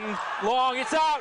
Low, a magnificent 7 titles in the San Francisco section in dramatic style as they pull out a fantastic victory over a spirited Galileo Lions team. They win the fourth game, 31-29. And they take the 2012 Academic Athletic Association San Francisco section title. Officials say no 5-second count can be started. Nobody was close enough defensively. Lyle's going to swing left side. Robinson. Here is a backdoor lob for Grant. They've been wanting that all game. And they got it, 50-42. They lulled you to sleep, and then they hit Grant on the back door. They trail by 2. McMorrow's kick is on the way, and it is good. St. Augustine has their first lead of the game, 21-20, with 25 seconds to play. The senior McMorrow with a huge kick, not the longest of his career, but the biggest of his career. St. Augustine leads it 21-20. Already lining up. They won't even have to run that one more play. They just acquiesce. Why bother? So there you have it. Your 5-time defending Division III champions, the Cathedral Catholic Dons, running up, over, and through Olympian 41-0 here from Qualcomm Stadium. Patriots down 21-17. Great ball game here. Dillon taking it, looking right, throwing it up top to Gaines. It will be caught by Gaines. Oh my goodness. It looked like the defender had it, but Gaines stole it away from him. Jason Gaines, are you kidding me, my friend? Oh, boy. It looked like for sure we had an interception by the Tories, but as they both were going to the ground, Jason Gaines just wrestled it away from him. Shane Dillon to Jason Gaines on an 11-yard play. Fanchon in the game, now out, replaced by Hayashi, the libero for defense. Wenzel serve. Championship point, ball up in the air. Hayashi's going to bring it back. Richards, deep one, over and 3. Free opportunity. Look for Wallace. No, they go Becker. Hayashi, then tap over and 2 by Hollingsworth. Now look for Wallace for the match.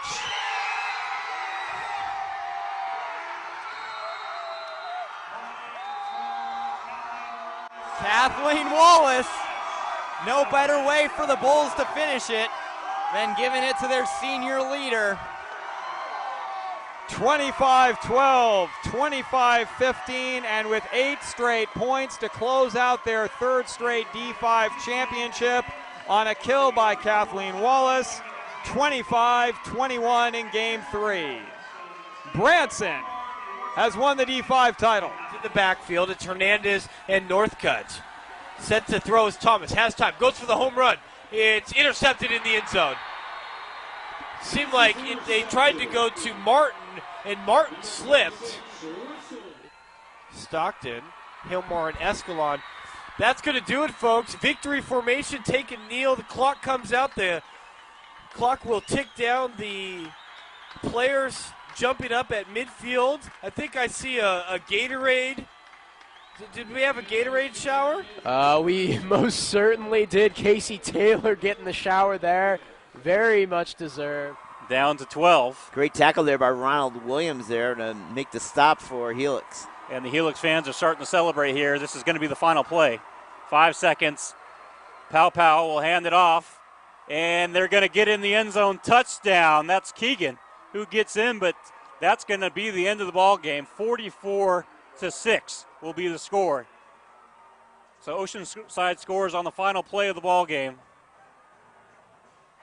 And gets a consolation prize just to make this is kind of say that, hey, we didn't get shut out. So 44-6 is your score. And Helix is celebrating on the sideline. Oceanside streak of 7 straight championship games has been ended. 2 minutes and 5 seconds left on the clock. Clock rolling, 3rd down and 15 for the Patriots. Dillon, he's got time, steps up. He's going to chuck it deep. He's got a man open. Seth Collins with a diving catch. He hauls it in at the 25. Oh, my goodness. I'll tell you right there. Dillon goes to show why he is a Division I prospect as he's able to step up, elude the pressure, see Collins down the field, and make the connection. As I'll tell you right now, there has not been a bigger catch for Seth Collins this entire season. Fans nervously wait on the far side. Trips right. Vernon, the lone receiver to the left. Troy Zine rolls right. Here we go. And he's going to be... Oh, he gets away, but can't get away from the second slew. Vacaville takes over on downs, and the crowd erupts. So does the sideline. Got to watch it. Got to watch the sideline here. Yeah, Remember, really they were up stepped up. 35-26. 2 unanswered touchdowns. That's going to do it, folks. Your 2000. All right, folks, welcome to the PlayOnSports.com halftime show. We are live here at Veterans Stadium, and where we just saw the Porterville Panthers go into the half with a 14-7 lead. And a couple stats here for you. Dennis Chester, quarterback of Porterville, 5 of 8, 79 yards and a touchdown. Juan Aldaca, 9 carries, 51 yards. And overall, I think the Panthers have to be pretty happy with their defense in the first half. Paris forcing 3 turnovers. Getting to the quarterback, Fry fumbled twice. Also threw an interception. But I think Porterville's got to be happy with where they're at. We saw some good things from the wing tee. The offense has had good tempo, and then they've been moving the football. What have you seen out of Porterville? Well, the Porterville defense in the first half, they're playing inspired football across the board, with an exception of stopping the 9 route there, that Buchanan Bear offense. If they can figure out how to just play better in the secondary, man, we're looking at a shocker here in Veterans Stadium in Clovis. For the Bears, they just need to get it going. They need to focus. This is not the same Bears team I saw last week against the Bullard Knights. Maybe with the mindset of, hey, we're playing a Division III opponent. I hope that's not the case here because they're playing an inspired Division III opponent here tonight. The Bears really need to go inside and focus and just come out here and finish. That should be the mindset of this Bear offense, this Bear team, is to focus and finish. We could definitely tell that Carl Scudder's group was intent on stopping the run game tonight, which they've only allowed 33 yards to Billy East. They have been attacked deep through the air, as we've seen. A little update, it looks, although the injury to the young man, Karanvir Kohan, looked pretty significant, I doubt we're going to see him for the rest of the half, and he's a big target at 6'3", 195 pounds, sitting on the trainer's table as we speak. Adam Sosman, the big play man for Buchanan, he's had a couple drops. I mean, this could easily be a 21-14 game. So the opportunities have been there for the Bears. They're just unable to cash in on them. I'm sure that was a point of focus for Mike Voigt's group during the half, just to capitalize on those big plays, not turn the ball over. I'd be surprised if we see another turnover from Buchanan in the second half. I'd look to see the Bears come out and can play inspired, try to find that spark that was fantastic for the Bears last week. I think they're really going to get it going in this second half of football and pull away.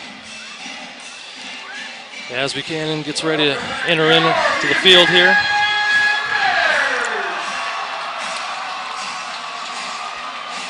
Home crowd letting the Bears know they are still behind them, as the Bears find themselves behind the Porterville Panthers 14-7 after the first half. Well, Coach Vogt and his team, I'm almost positive what he told them in that locker room is like, look, hey, we took their best shot. We took their best shot, and we're going to come out and we're going to play fast, and we're going to put one on the board. Absolutely, Paris. If you've just joined us, the scoring was started early off I believe it was a Jordan Duran. No, it was a Billy East 4-yard touchdown run for Buchanan on the opening drive. That got Buchanan up 7-0. Porterville answered back with a 1-yard touchdown run from Dennis Chester, who I've liked what I've seen out of the kid today. When he goes back to throw the ball, he's been on target with his passes. I think he's doing a superb job running this Panther offense. After the touchdown run from Dennis Chester, after the third turnover from the Buchanan Bears, it was Jordan Duran on an 8-yard catch from Chester that made it 14-7. All right, folks, that's going to do it for the PlayOnSports.com halftime show. We've got a minute and a half till kickoff. We're going to take a small little break, and then we'll be right back with the second half kickoff. So stay right with us here on PlayOnSports.com. We'll be back in a moment. one match away from immortality. This is a total team effort.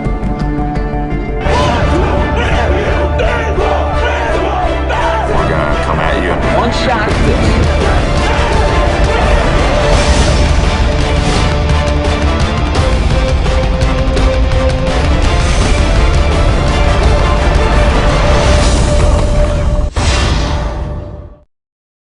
3:16 left to go in this ball game. I formation, 3rd and 3 from the 45 of the Wolverines. And this time, holy cow! Dion almost hands it to the Westview player. He's going to run this to the 5-10. Touchdown, Wolverines! How did that happen? That was Snyder. Holy cow! He was in the backfield before the running back could even get the handoff. He took the handoff from Dion. He took the ball right out of Dion's hands and just holy cow! Can't say I've seen that one very often. Snyder comes shooting in from the A-gap. I think Dion froze when he saw him. He's ready to hand off to his running back. He froze when he saw him and just let him have the ball. 12 seconds to go. Oh, you could hear a pin drop. 5, 4, 3, 2. Get the snap off. Last play of the game. Brewster rolls right. Gets away from 2 sacks. Dons win. All right, folks, we are back, and we are ready to go for the start of the second half as the Bears will be kicking to the Porterville Panthers. That is Lalo Navarez and Damo Rader back to return the kick.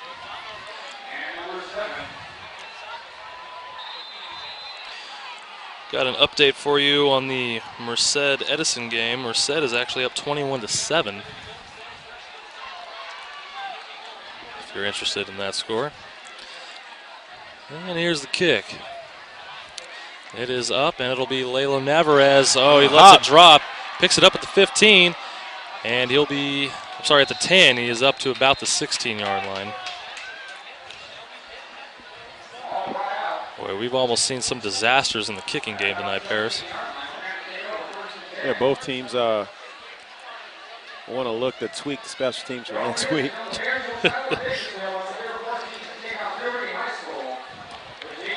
And Dennis Chester will bring the Panther offense out. They will operate from the 18-yard line.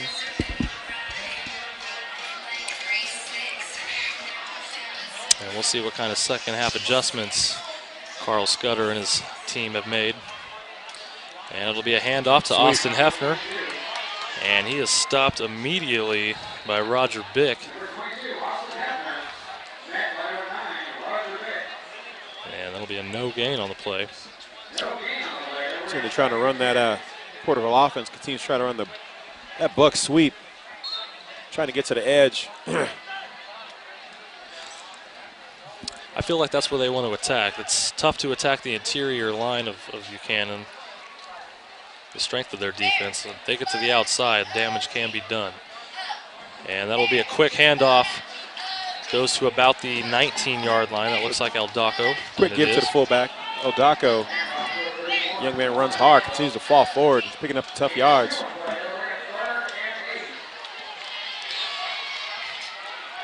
Aldaco, 9 carries, 51 yards in the first half. Then comes in. And Damo here, look for the Panther offense to go to the air on 3rd down. Chester up to the line, and he's going to hand off to, it looks like Aldaco again. And he is close to a first down. I'm sorry, that was Duran. So many weapons back there, Paris, it could be anybody. Yeah, that was the first time we've seen that play tonight. And what brings up a 4th and 1. And Carl Scudder is going to elect to punt. Well, Coach Scudder came out very conservative. I'm actually surprised. Run. Yeah. Very conservative. Almost picked up a first down, just 1 yard shy. Lalo Navarez back to punt. And he will let this one go. Pretty good kick. Billy East has it this time. At about the 22. He's going to pick it upfield. We've got a flag down. He's breaking it to the near side. One man to beat. And he will get out of bounds. Flag on the play. Well, that's what Billy East can do when he gets the ball inside the Porterville 30-yard line, but we do have a flag thrown way back. Typically at about where he caught back. it. Yes. And that's exactly what it is, Paris.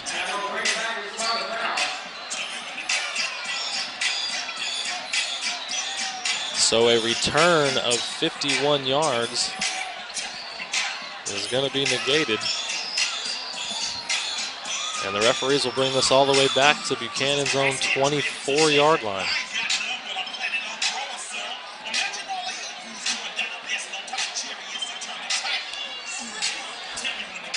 So Buchanan did what they needed to do, come out, get a stop, set the tone early in the second half. Stephen Grady will come in at tailback. That'll move Billy East to the slot.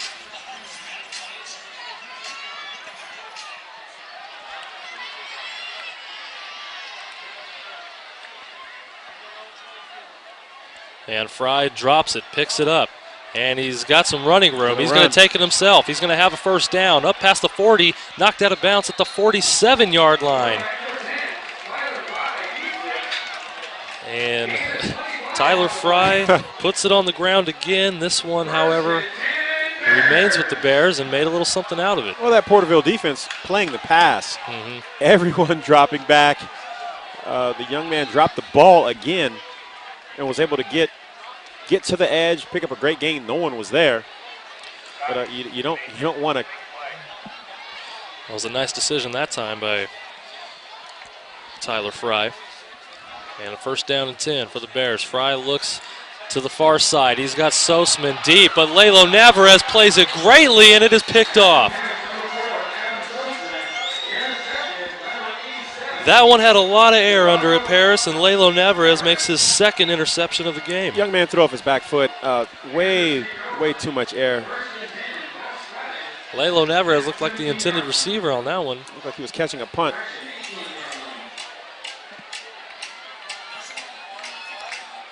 And for what about looks like the first time tonight, Porterville was ready for the deep ball. Ready to go. 9:03 remaining left in the third quarter.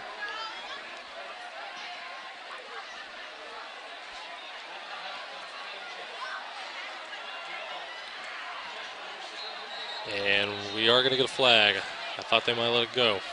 Some movement up front. A couple members of the Buchanan defensive line jumped. And they will call it on Buchanan.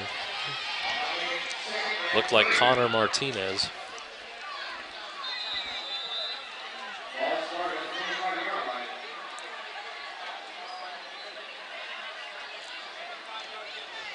So 2nd and 3 from the 25. And it's going to be a give up the middle. He's got a first down. Up to the 31-yard line. They are just so quick. So quick. Eldaco on the carry. To the line of scrimmage, the ball snapped, and they're just going.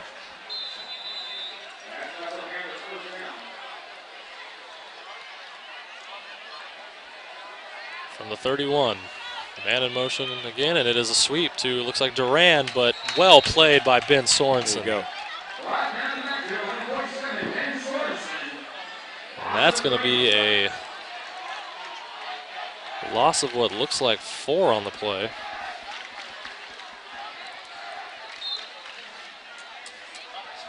They're going to say 3, so it's a loss of 3, 2nd down and 13. Chester, play action pass, and he's going to be hit. And they're going to say incomplete pass. There's a defensive end coming off the edge there. And that was Connor Martinez making up for that penalty. Blows right past the wingback. Number 22 for the Porterville Panthers. Austin Hefner.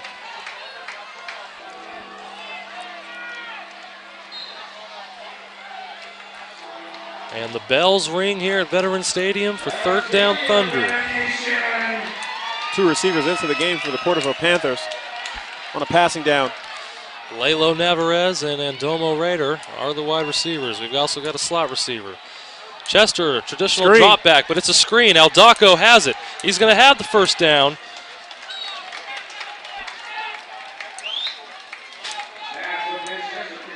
What a call. Or is he? What a call. Is he?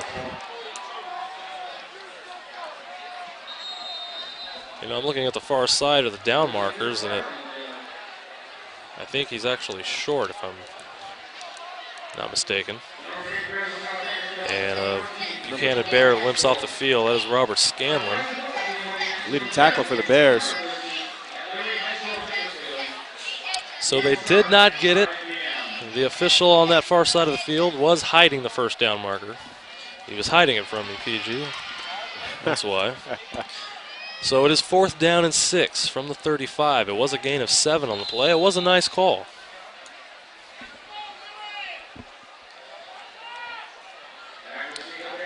Billy East back to return it. Kick is a good one. End over end. East lets it go through his hands, and that's a Porterville Panther football. That is another mistake for the Buchanan Bears tonight. The 5th turnover by the Buchanan Bears, and another mistake in the kicking game.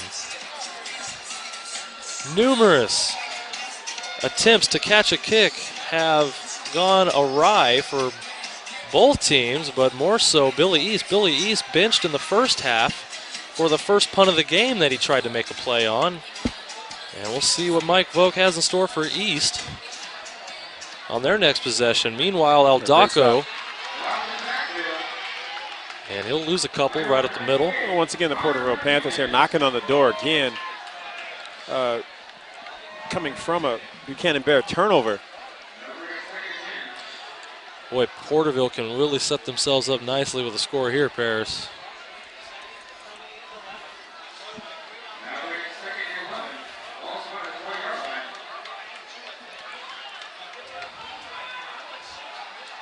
And 2 wide receivers to the near side. Chester back to pass. Screen. He will roll out. He will No, throw out. it, and it is tipped and caught. It went through 2 different sets of hands and caught. Went through Hefner's hands, went through Brent Carricker's hands of the Bears, and eventually caught by Lalo Navarez. And that is what kind of night it's been for the Buchanan Bears. Absolutely. And where Lalo Navarez has just been all over the field tonight.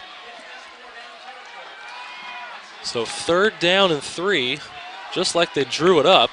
And Aldaco's going to have a first down, some tough running inside the 10. Trap to the fullback.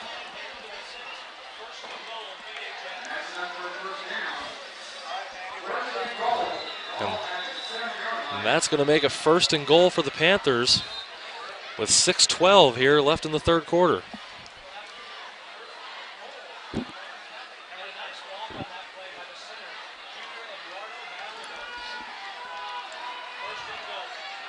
Hefner in motion. They give it to Aldaco, and he's up to about the 5-yard line. Running right over center. Right over center. Just another trap. Power football. Buchanan's got to make a stand here, PG. They need it with 5:38 left in the 3rd.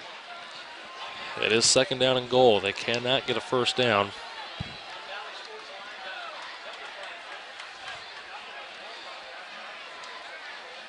And Chester will play action. It is a throw, and it is picked off. And it's Sosman. They are saying it is a turnover. That's exactly what the Bear faithful needed. That was exactly the stop they needed. And good to see it was Sosman. He's had a rough game. And that's going to help make up for it a little bit. Chester led his man just a little too much.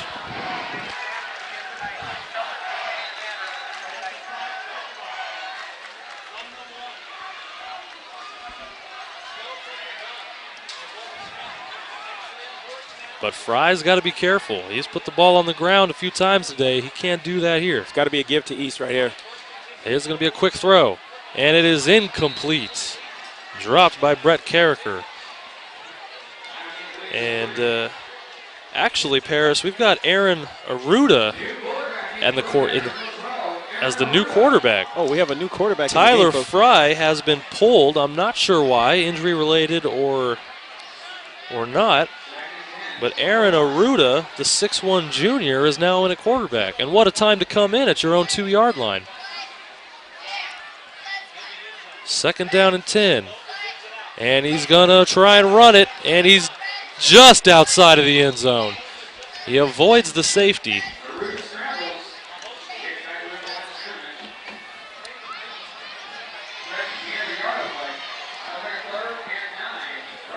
And I'm looking, Tyler Fry is on the sideline with his helmet on. Looking on intently. Meanwhile, 3rd down and long for Aruda and the Bear offense. East in the backfield. Bear offense changing the play at the line of scrimmage. 4:32 remaining in the quarter, and we've got a flag. Delay of game. It is delay of game. Well, if you're going to take a penalty, I guess you want to take it on the 2-yard line where it's only going to cost you a yard.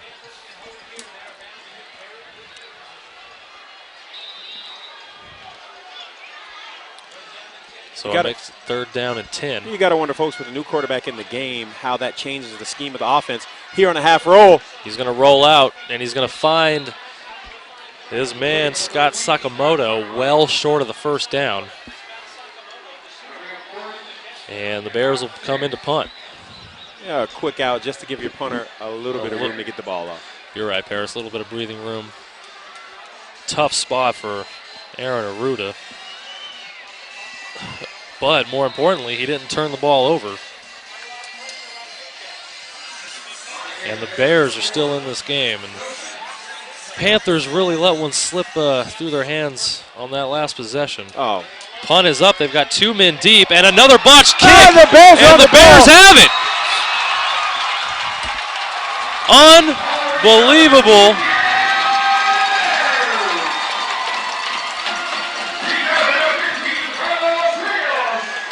Mistake after mistake after mistake. Now Julian Orozco and Draven Davis were both back to return the punt. Orozco's the one that caught it and let it slip through his hands. I think both teams are going to spend a little extra time on special teams this week. Yes, they are, Paris. That is turnover number 7 in this game. And it is Aruda still in at quarterback from the 32. Back to pass, looking. He's going to fire, overthrown and picked off. Lalo Navarez, number 3. And he's going to be tackled, and down at the 39, we've got a couple flags. And Aaron Aruda has turned it over as well.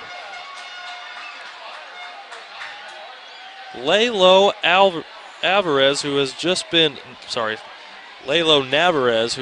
all over the field today, making tackles. 3rd interception of the game.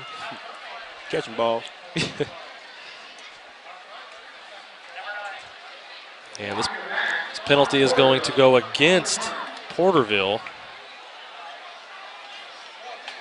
It's going to be after the interception, so it will remain Porterville ball. Looks like a legal block in the back. So the referees will mark it at the 41-yard line. Boy, some sloppy play to open up the second half. Who can hang onto the ball is going to be the winner of this game, and that is Jordan Duran right up the gut to the 46-yard line. Pickup of about 7. As they continue to run the football. Looking to see the ground game pick up here with so many interceptions. Absolutely. Then they're going to call that a 5-yard gain. 2nd down and 5. It is another give to Aldaco, and he is met at the line of scrimmage by Rock Pifferini. Linebacker, 6 foot, 190 pounds. Filling the hole there. Great stop.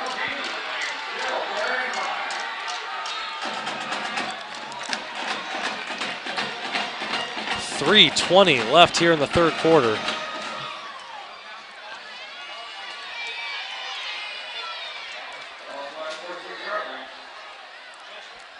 Big third down here, and they give us to the tailback. Jordan Duran stops short of the first down. Young man had the outside. Not sure why he turned it up. No defenders to the outside. If he continues to come this way, he has one man to beat. But instead, it's a 2-yard gain and 4th down and 3. And the Porterville Panthers will bring in the punt team. And Billy East is back there to return the punt. The late Panther running onto the field. And that is going to force a timeout. And that was a key time to use a timeout. Leaves the Panthers now with only 2 left. Another mishap in the special teams department, Jason. And you're absolutely right, Paris. The Bears cannot afford any more mistakes in the kicking game, any more mistakes at all for that matter.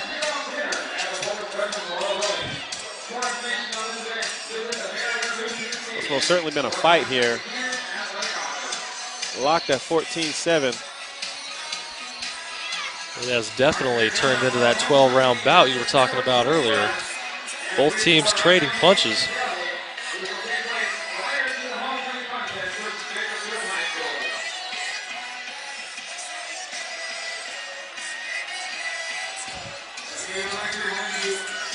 So Mike Volk is sticking with Billy East. Back to return this punt. Every punt has been an adventure for Billy back there tonight. Are we going to see a fair catch here or what? I would think so. He's standing at the 15. If he has to go back any farther, I would think it's going to. It's going to fake. He looks to fake. He's going to throw it. Incomplete. And no flags. This will stand, and Porterville has turned it over on downs. The Bears were not fooled. And that's just what the Bears needed. Billy East having trouble handling kicks, and you're not going to kick it to him.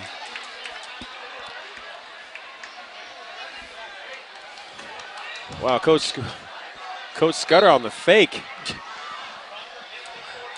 Interesting call there. 2:25 left in the third. Tyler Fry back in at quarterback. Billy East the handoff. Breaking tackle. And Billy East up to the 45-yard line with some tough running. Folks, remember that 4th and 2 play.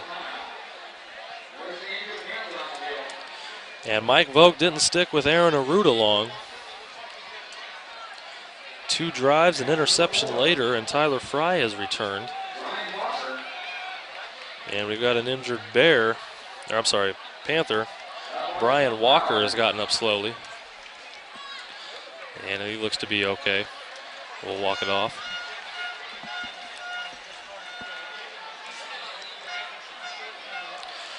The Bears can steal this momentum back here with some points on the board.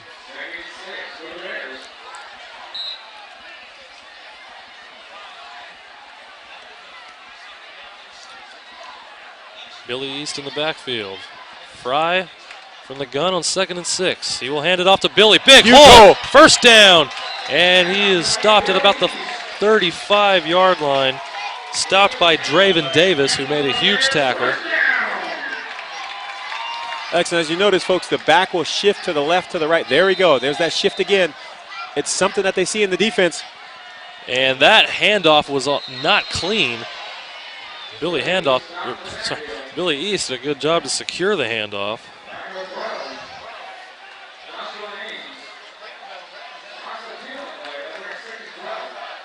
Porterville was ready for that one. And a loss of 3 on the play. Fry back to pass. He will look far side. He's got a man. Breaks the tackle, and he is going to be short of a first down. Very Brett close. Carricker on the reception.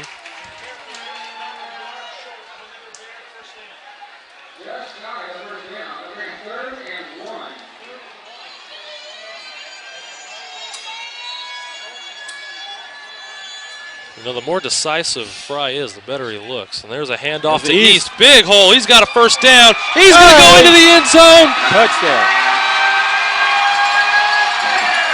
Touchdown Bears.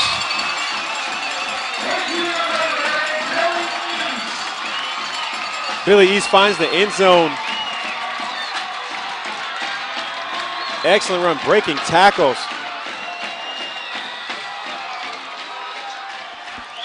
Billy East was not to be denied. A 16-yard touchdown run, his second of the day. And barring this extra point, we could be tied.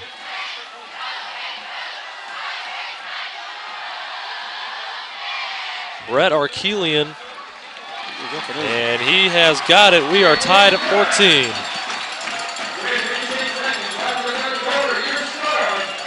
Execution fuels emotion, folks. And emotions are now running high on this Buchanan sideline. They are back in it with 56 seconds here left in the third. And as you said earlier, PG, remember that 4th down and 2 play. Big play. The Bears have taken advantage.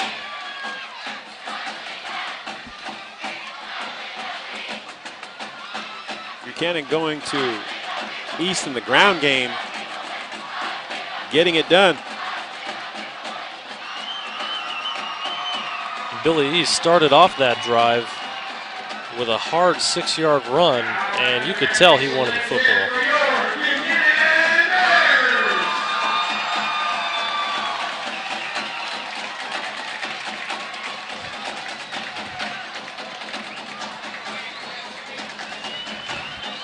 And that has got the student section and band for Buchanan going.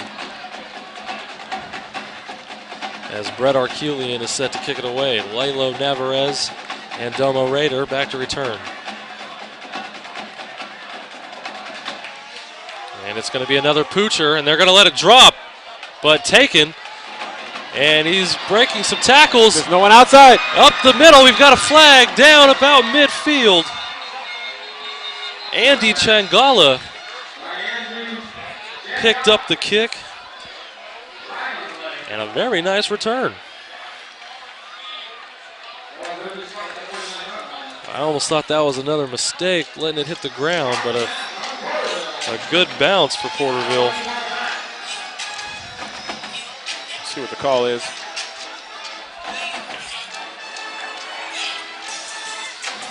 Whatever it was, 2 referees saw the same thing.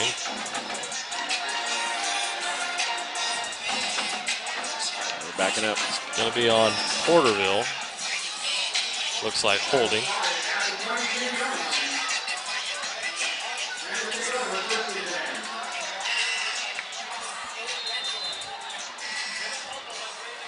So Porterville will start now from the 22. Chester will roll out, looks to pass. And he will throw it, and he's done it exactly that and picked off Brett Carricker. And all of a sudden, things unraveling for Porterville. And we've got a late flag. Unsportsmanlike conduct. Carricker was celebrating a bit too much. But for the Porterville offense, you can't just throw off your back foot. Just throwing the ball up there for grabs. Youngman has to realize that if it's not there, just simply throw the ball out of bounds. You're absolutely right, Paris. That's exactly how Chester's last interception ended up down on the goal line. He was fading back, throwing off his back foot. Well, just shooting themselves on the foot here, giving the Bears opportunities to get back in this game. So the last three possessions for the Panthers, we've had an interception in the red zone, a fake punt, or a fake punt that didn't work out, and now another interception. And this is all Buchanan time now. Option. Fry going to take it himself. And some late flags thrown in. And a late hit, a third flag has come in with a late hit out of bounds.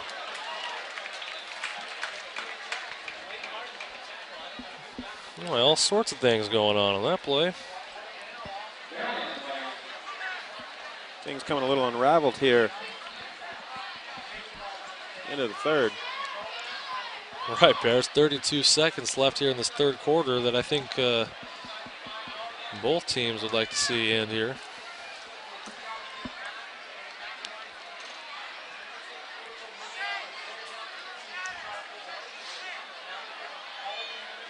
So they're going to mark this off in favor of the Bears. 2 personal fouls. 2 personal fouls on the Panthers. Wow.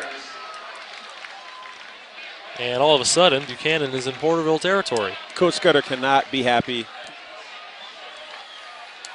2 personal fouls, giving the Bears excellent field position.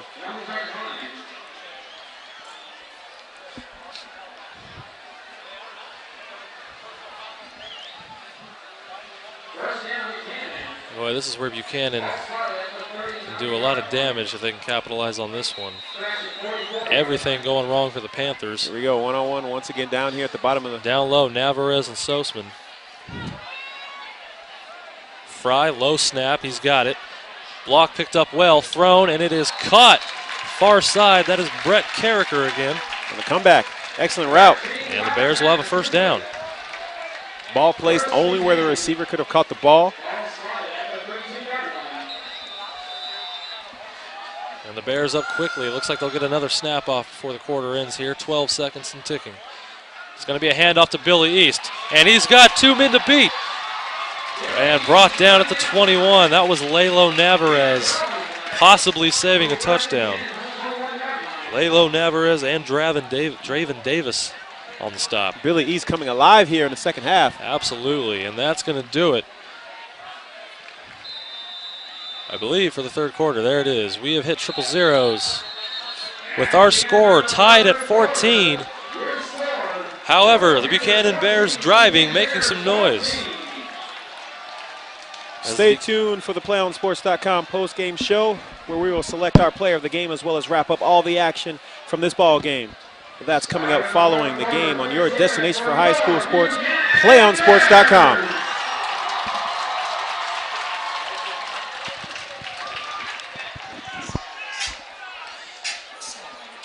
As the Buchanan Bears hold up 4 fingers to represent the all-important fourth quarter.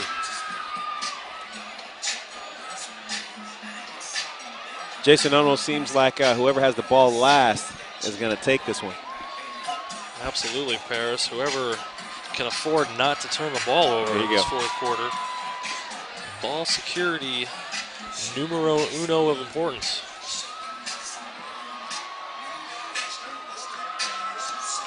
So Buchanan will switch sides of the field. They've had good success at this side of the end zone. This is where their first touchdown came on the opening drive.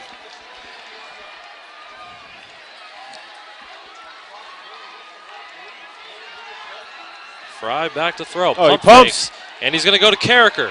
Carricker, off his hands. Tried to bring it in one-handed. He could not do it. Well thrown ball, however. Fry has been on point with his deep balls. Great call down here on the double move here with the kind of stutter and go with the pump. Had the young defensive back again. And Fry's going to be an option. It'll pitch to East. He cuts it up free. He's got a first down inside the 10, down to the 5-yard line. Possibly inside the 5-yard line. Tough running by Billy East.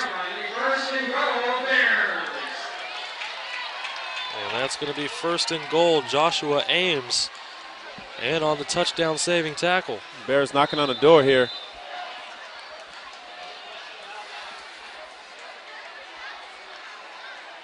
Bears are knocking on the door from the 4-yard line. Man first defense. and goal. Man defense by the Porterville Panthers. And it's going to be a give to East. He's going to take it far side. And he is stopped. And he is not going down easy.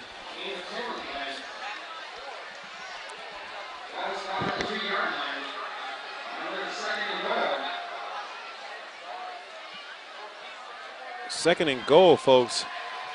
if the Porterville Panthers come back out on that man defense, look for the Bears to go jump ball in the corner down here. Number 3. Looked like Alex Lindley was in there on the tackle. Here we go, 2nd down and 3.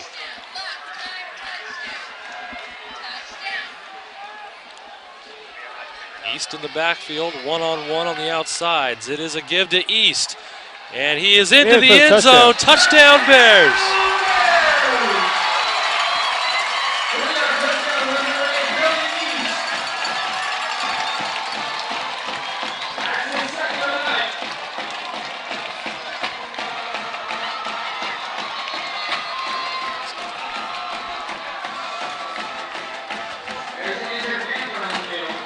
And that is the 3rd touchdown for Billy East on the night. Runs of 4, 16, and now 3. Do we have a man down for the Porterville Panthers there in the end zone? It looks that way, Paris. Way deep in the back of the end zone. Young man's up, walking on his own power. Looks like Johnny Cabignog, defensive lineman.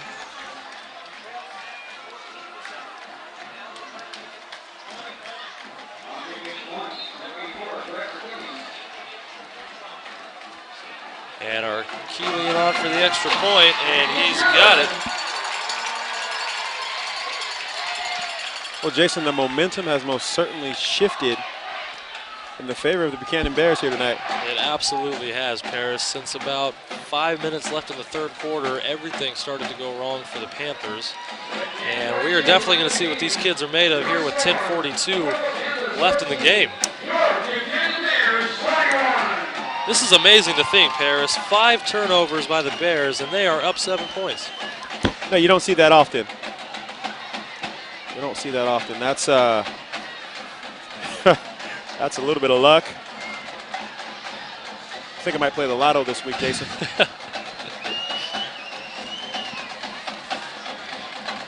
Definitely tell Mike Vogt to buy a few tickets.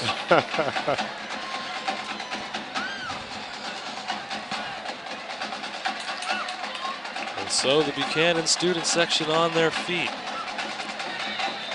Sosman in to kick the ball. It is Sosman. He is not the regular kicker. No, Arkelian is not in there. Sosman boots it. It's a good one. It is taken by Julian Orozco. Or sorry, that's Lalo Navarez. I'm sorry. Makes the man miss. Spins, still on his feet. And he is taken down at about the 24-yard line.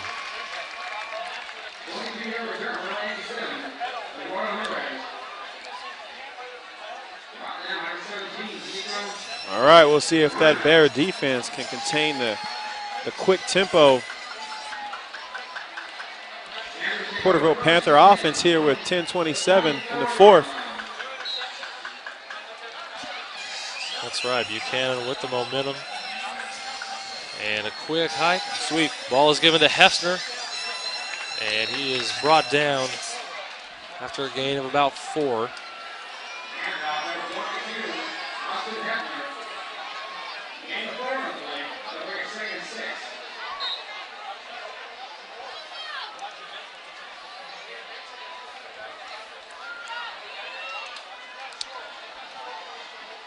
Chester, well, it is a sweep to Jordan Duran. And great tackle. That play took way too long. Way too long. Brett Carricker in on the tackle. And he saved quite a few yards on that one. Now, once again, folks, look to see that Porterville offense attack with the run, but come with a quick pass here. They're just slowly rocking that Buchanan Bear defense to sleep here. Here we go. They're almost going to have to pass here, Paris. 3rd down and 9. Chester is back to pass. He's going to roll left. He's going to throw. Got a man. Navarez. He's got it and a 1st down. Juggled it for a minute, but he maintained possession. And that was a huge play for the Panthers. Great play. Young man just sat in the window. The quarterback just found him. Sidestepped the defender. Picked up the 1st down. the Bear defense has got to understand that that is a passing down. Gave the receivers a lot of room. Durant in motion, and we've movement. We've got a flag. It's going to be false start on the Porterville Panthers.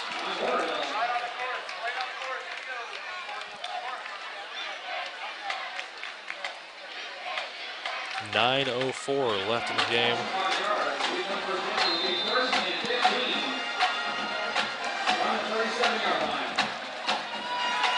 So first and 15.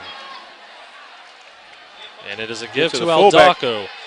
And he is up to the 43-yard line. He gets the penalty yardage back. That's right. Back to the original line of scrimmage.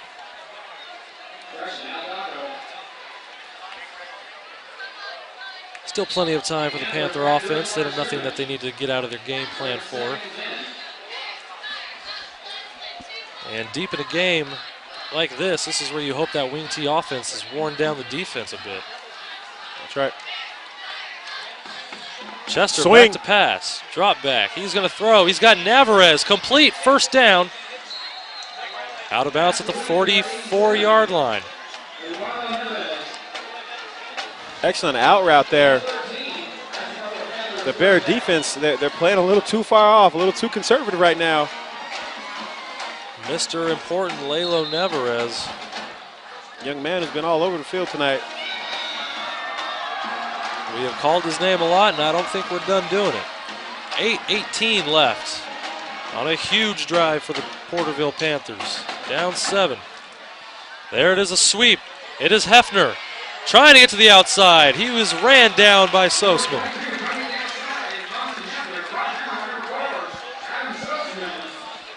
And Adam Sosman making the plays in this second half. From his safety position, coming up, making the big play there. After a first half he'd like to forget.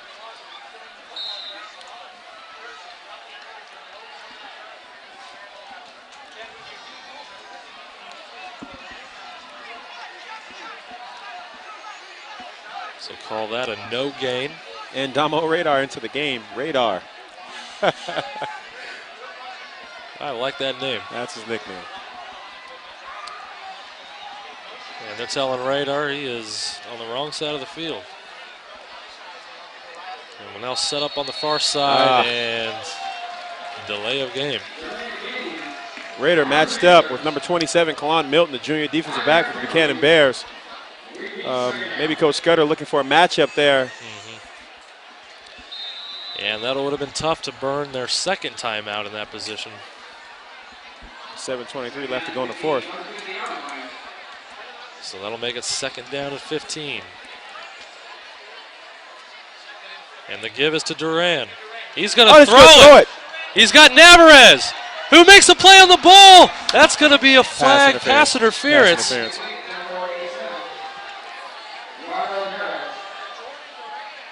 Underthrown, but with Sosman not looking back for the ball, is going to end up working out for the Panthers. Once again, rocking that Buchanan Bear defense to sleep with the run. The sweep pass, underthrown. Not the prettiest throw by a running back, but it gets the job done. Yes, it does.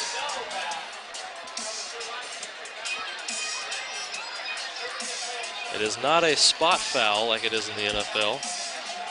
Much like the college rules, a 15-yard penalty.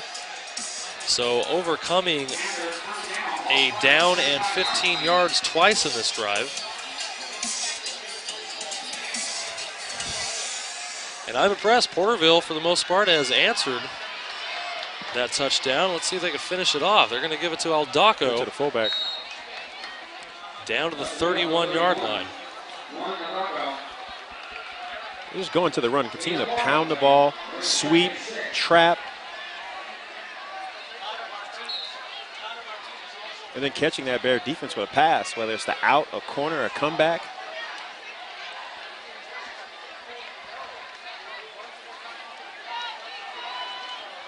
And here we go, second down and 6, 6:35 remaining. It is a handoff to Duran, but met in the hole, Robert Scanlon.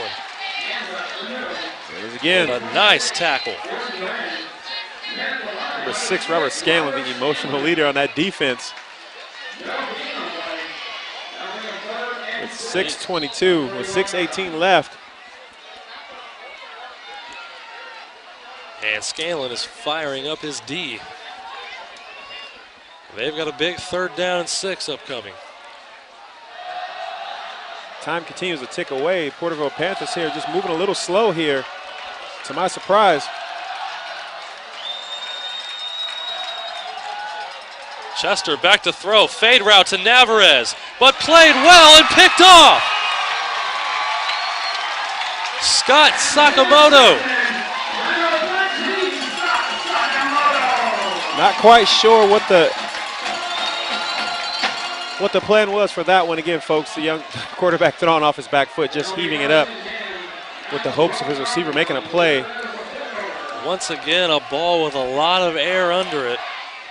And another turnover for the Porterville Panthers, their 3rd of the game. And that one costly.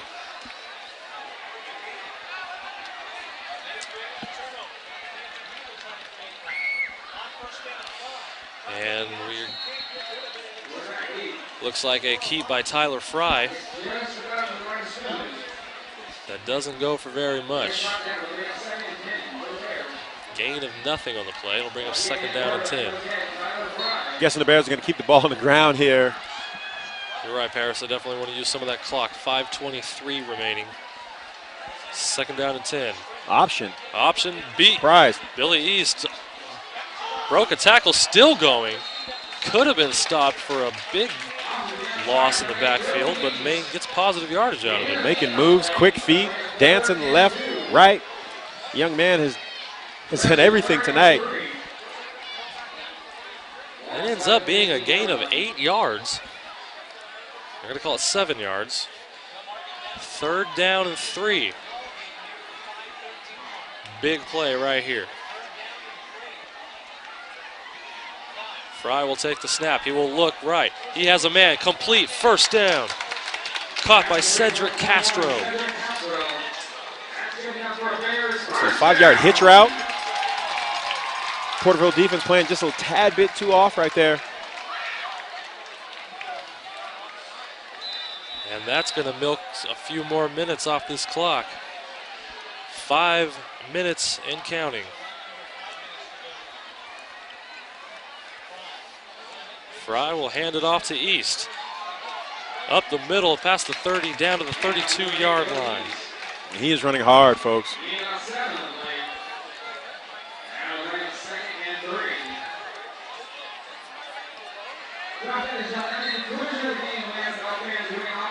He is running hard. He is running violently when he touches that football. 4:30 remaining. And it'll be East again, up the middle, 1st down. And Billy East carrying the Bears right now. That Porterville defense shot the gap. The blitz was timed perfectly, just the wrong way. They have got to get a stop here. And the referee signals the clock to continue to run. 4:17 and counting. 1st and 10 from the 41. Fry will hand off to East. Big hole. He's got another 1st down. Splits the tacklers. He's still going. He's going to go. 10, 5. Touchdown, Billy East.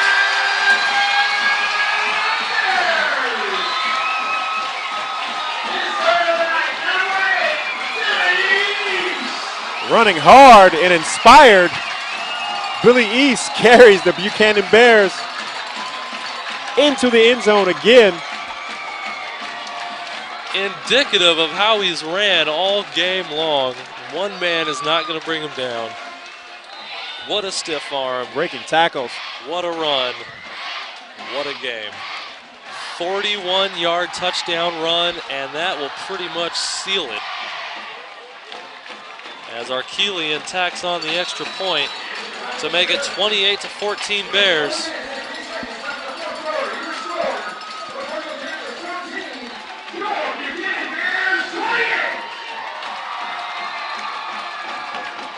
With 4:03 remaining, the Porterville Panthers Now need 2 touchdowns to tie.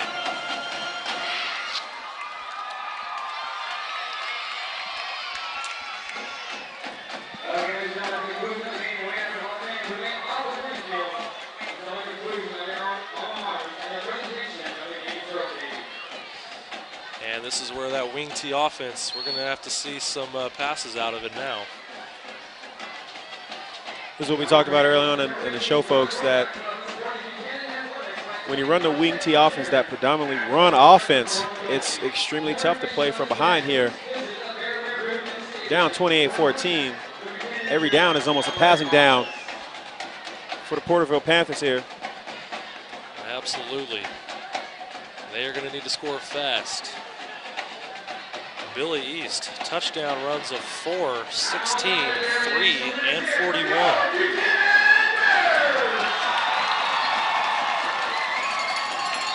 And it is Sosman again. He will kick it off, and, well, that's a good break for the Panthers.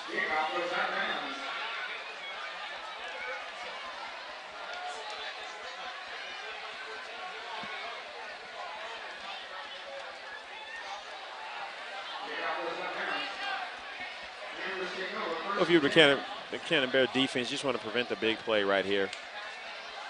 You don't want anything to get behind you. Oh, they're kicking now again. They are actually going to make them kick it again.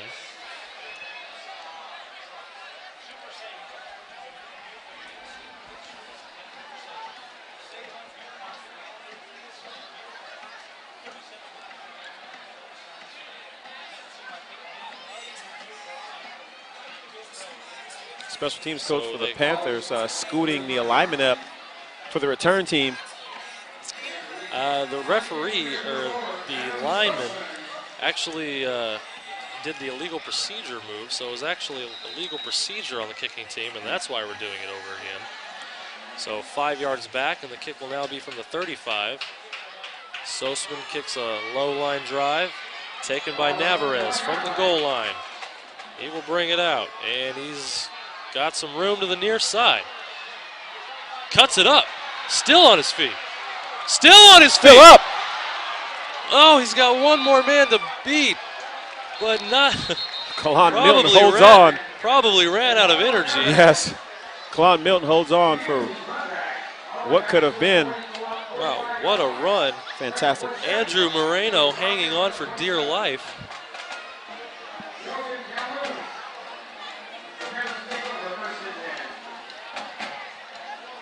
That's all the Bears needed to do was just get him on the ground. Here we go. Let's see what that Porterville Panther offense is going to do here with 3 minutes, 45 seconds left to go in the fourth quarter. Chester's going to have to sling it, and he's got a couple picks on the day already. That one incomplete. Buchanan Bears getting pressure on the quarterback there. Buchanan Bear defense teeing off now. 3:42 left in the game.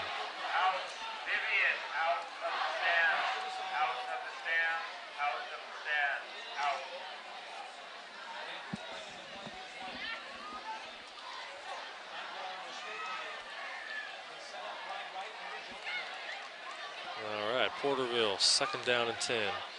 Chester will roll to his right. He throws off his back foot and drops.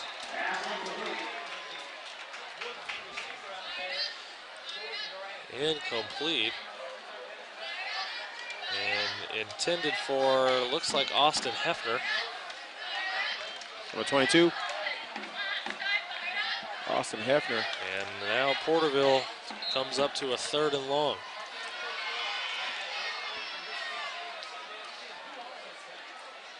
Two receivers in here. And you've really got 2 plays to get 10 yards. That's right. That's right.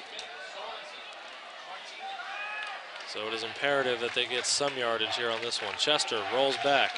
Got time. He's going to go deep, and all sorts of covered on that play.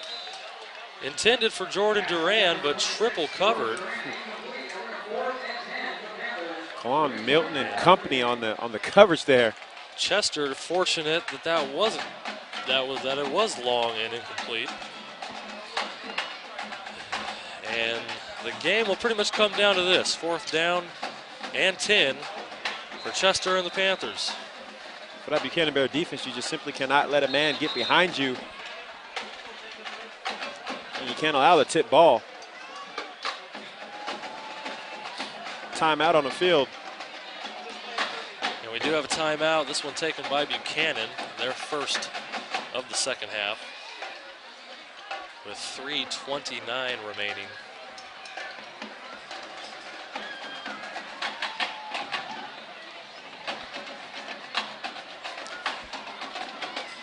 Folks, we remind you to stay with us after the game, where we will have our PlayOnSports.com post-game show, and we will have our MVP, who at the moment stands to be Billy East and his 4 touchdowns. Put the Bears on his back in the second half. So we have that coming up right after the game. Stay tuned.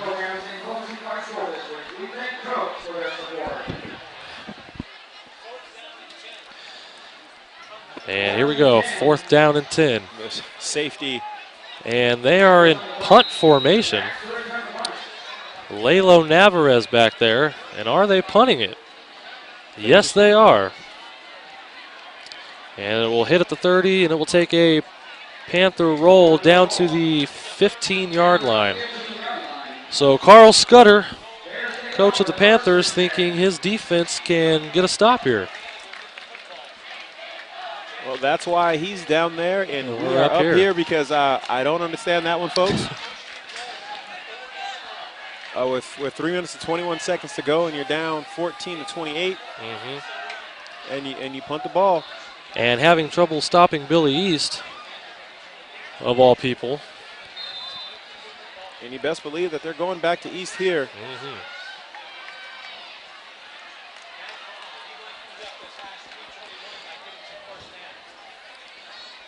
First and 10 from the, looks like the 16-yard line.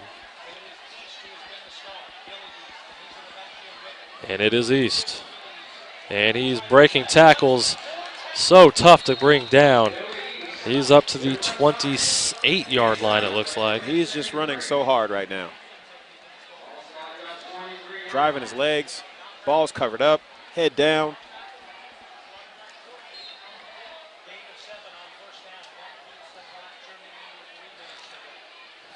Clock ticking under 3 minutes now. 2nd down and 3. Porterville's going to need to stop number 8. And the Bears just simply taking their time. The Bears are in no rush. Fry, hand off to East. He's going to have a first down. It's close.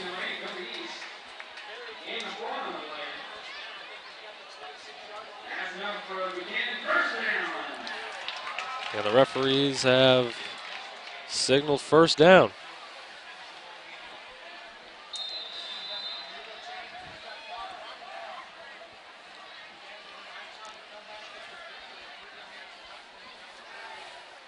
And that is pretty much going to ice this one out. I don't see Carl Scudder using his timeouts, electing to punt for it on 4th down.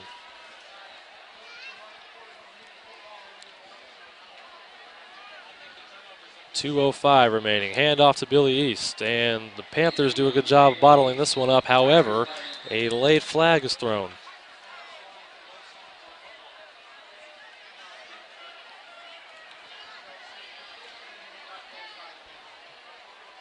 And we've got a face mask on Porterville.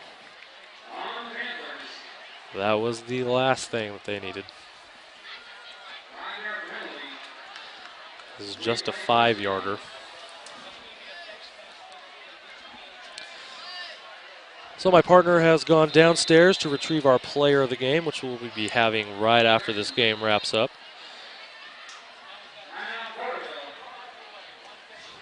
He is going down there to wrap up Billy East and bring him on back up here, where we will ask him a few questions. And the Buchanan Bears will start off 2-0 after this matchup, and we'll head to Liberty Bakersfield next week. Meanwhile, Porterville will regroup and head to Hanford.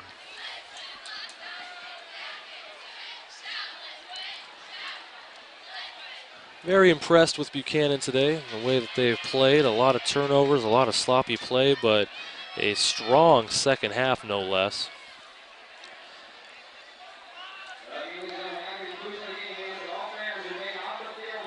I think overall Mike Folk will be pretty happy with what he's seen out of the gate this year with the win at Bullard and now the win here against Porterville.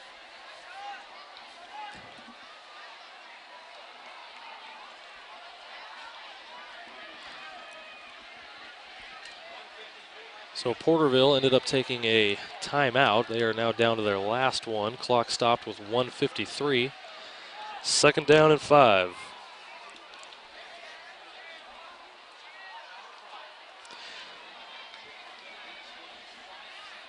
And they give it to Billy East, and he gets a couple short of the first down. And Porterville will use their third and final timeout with 1:44. Porterville going to have a big third down up and coming. We have an update on the Edison-Merced game. Edison up 28-21 on a Carey McGee 1-yard run. A couple other updates. Clovis North leading Buha Colony 30-7 late in the fourth. And Bullard is up 21-14 against Garces here in the third.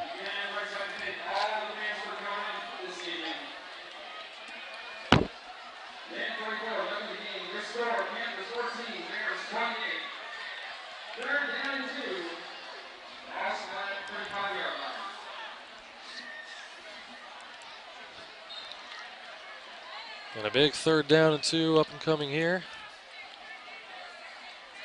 for the Panther defense.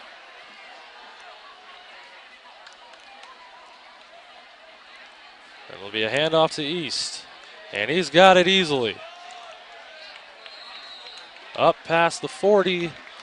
And that's going to do it. The Buchanan Bears can ice it from here.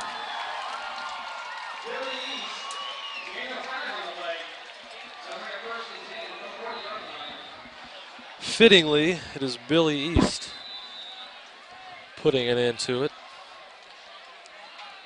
And 1:34 and ticking.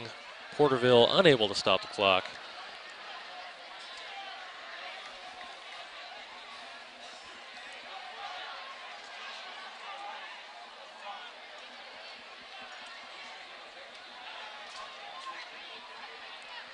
And Billy East, another run up the middle. And he will be taken down at about the 45 for a gain of 5 as 1:09 and counting is left.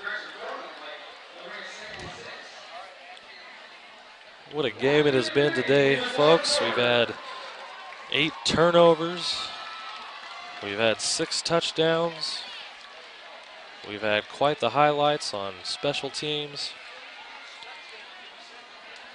And a fantastic game by Billy East, and not to be overshadowed is a fantastic game by Lalo Navarez for the Panthers in what will be a losing effort. And a kneel and 30 seconds and counting.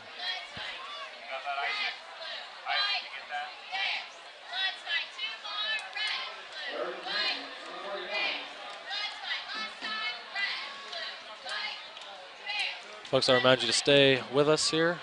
As soon as this concludes, we will be back very shortly with Billy East and our Player of the Game segment, and then our post-game coverage after that. So don't go anywhere. 3 seconds, 2 seconds, 1 second, and we are final. And that is going to do it. The Buchanan Bears, who win the game 28-14. And have moved to 3-0 on the year. Porterville moves to 1-2. Folks, we're going to take a quick break, and we will be right back here at Veterans Stadium. Billy East will join us up here for a quick interview. I recommend you stick around. And for Jason Phillips calling the game here, PlayOn Sports, your destination for Friday Night Football. We'll be right back after this quick message. We can get a player up here. Oh, that's good stuff. All right, perfect. Prepare a Wiley Ballard graphic. Do you want me to start the stream? Start the stream. Camera 3. Beautiful. We're coming in on 1. For more information on how your school can join the PlayOn School broadcast program, go to playonsports.com/SBP. 4th and 10 from the 41-yard line for St. Augustine. Kennedy dropping back to pass. Looking left, firing, incomplete, intended for Noland. No penalty flags on the field. Mar Vista will take over on downs, and Jordan Lertique will take that knee. And the Mar Vista Mariners knock off the number 2 seeded St. Augustine Saints at Mesa College in a dominating performance on both sides of the football for Mar Vista. They trailed 14-0 and came back. Again, down 2-0, facing adversity, and they've really just turned the table around since game number 3. Set an attack, great block made back inside the Maverick zone. A chance there by Bosback back inside the Maverick zone. Ball attacked there by Bosback, a second opportunity by Bosback. Lift violation call. It's an over the neck call. Oh my goodness! Bosback reached over on the attack. A Maverick error wraps up the title for the Presentation Panthers. A 15-9 victory in game number 5, and they wrap it up coming back from 2-0 down match-wise and take it 3 games to 2. 36-35 and driving, and oh, baby! Shrigley with the jam, and it was with emphasis. And it's the foul, and listen to these fans. Do you know who's standing up right behind us? Tony Bland, who is the head recruiter for San Diego State. I think he's drooling. Somebody get that man a napkin. Quick score on this drive. There goes a handoff to Zeller, trying to go straight ahead, but he is met by Wool. Now he breaks out to the outside, gets across the 30, 35, on the right, 40, midfield. He's running down the sidelines. He's going to go all the way as he's at the 10, 5, touchdown. Patrick Zeller he stood up at the line of scrimmage and broke out to his left to the far sidelines, and he was in a foot race, and he went all the way for the touchdown. Broke a tackle and made it nice and showed his speed as he got outside for the touchdown. Back in the backfield to the left is Campbell. Hernandez takes a snap, play action to Campbell. Looks down the field. Now here comes the pressure. He's going to be hit. He breaks the tackle, rolls left. Now he's going to cut upfield. He's going to break another tackle, and then another tackle down the sideline. Gets a block inside the 5. What a touchdown!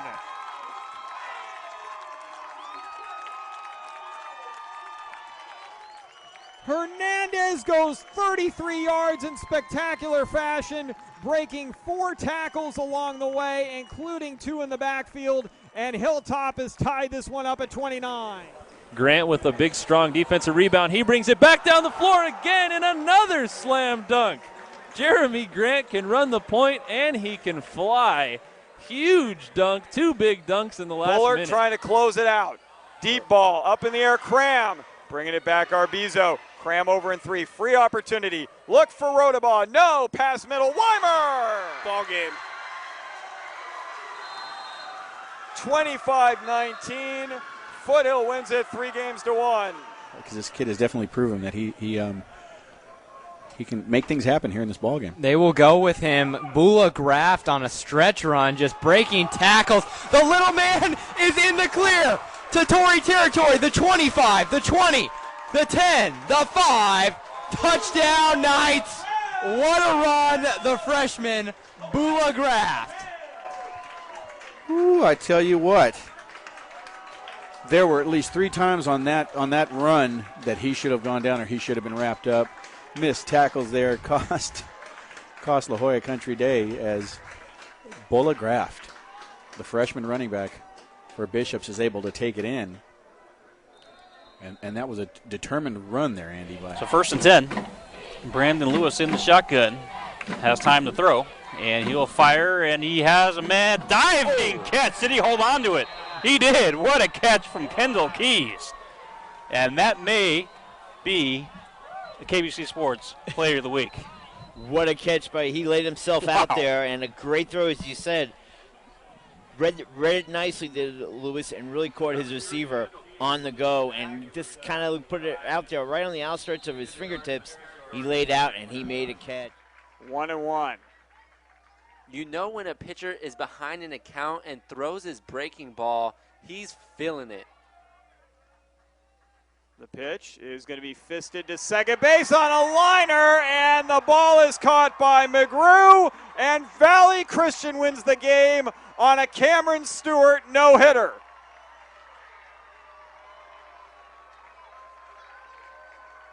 Wow, what a way to go out if you're Cameron Stewart. A no-no in the championship game.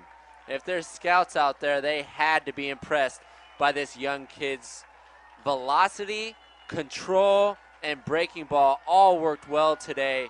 He had it going for this Valley Christian team. What a gem. He's going to give it to Tyree on an exchange against the zone, do a little three-man weave. This is Tyrell back with it. Tyrell's going to go lob backdoor. Tyree Robinson with a flush. Now that was nice. Very nice design play. Uwaba back there.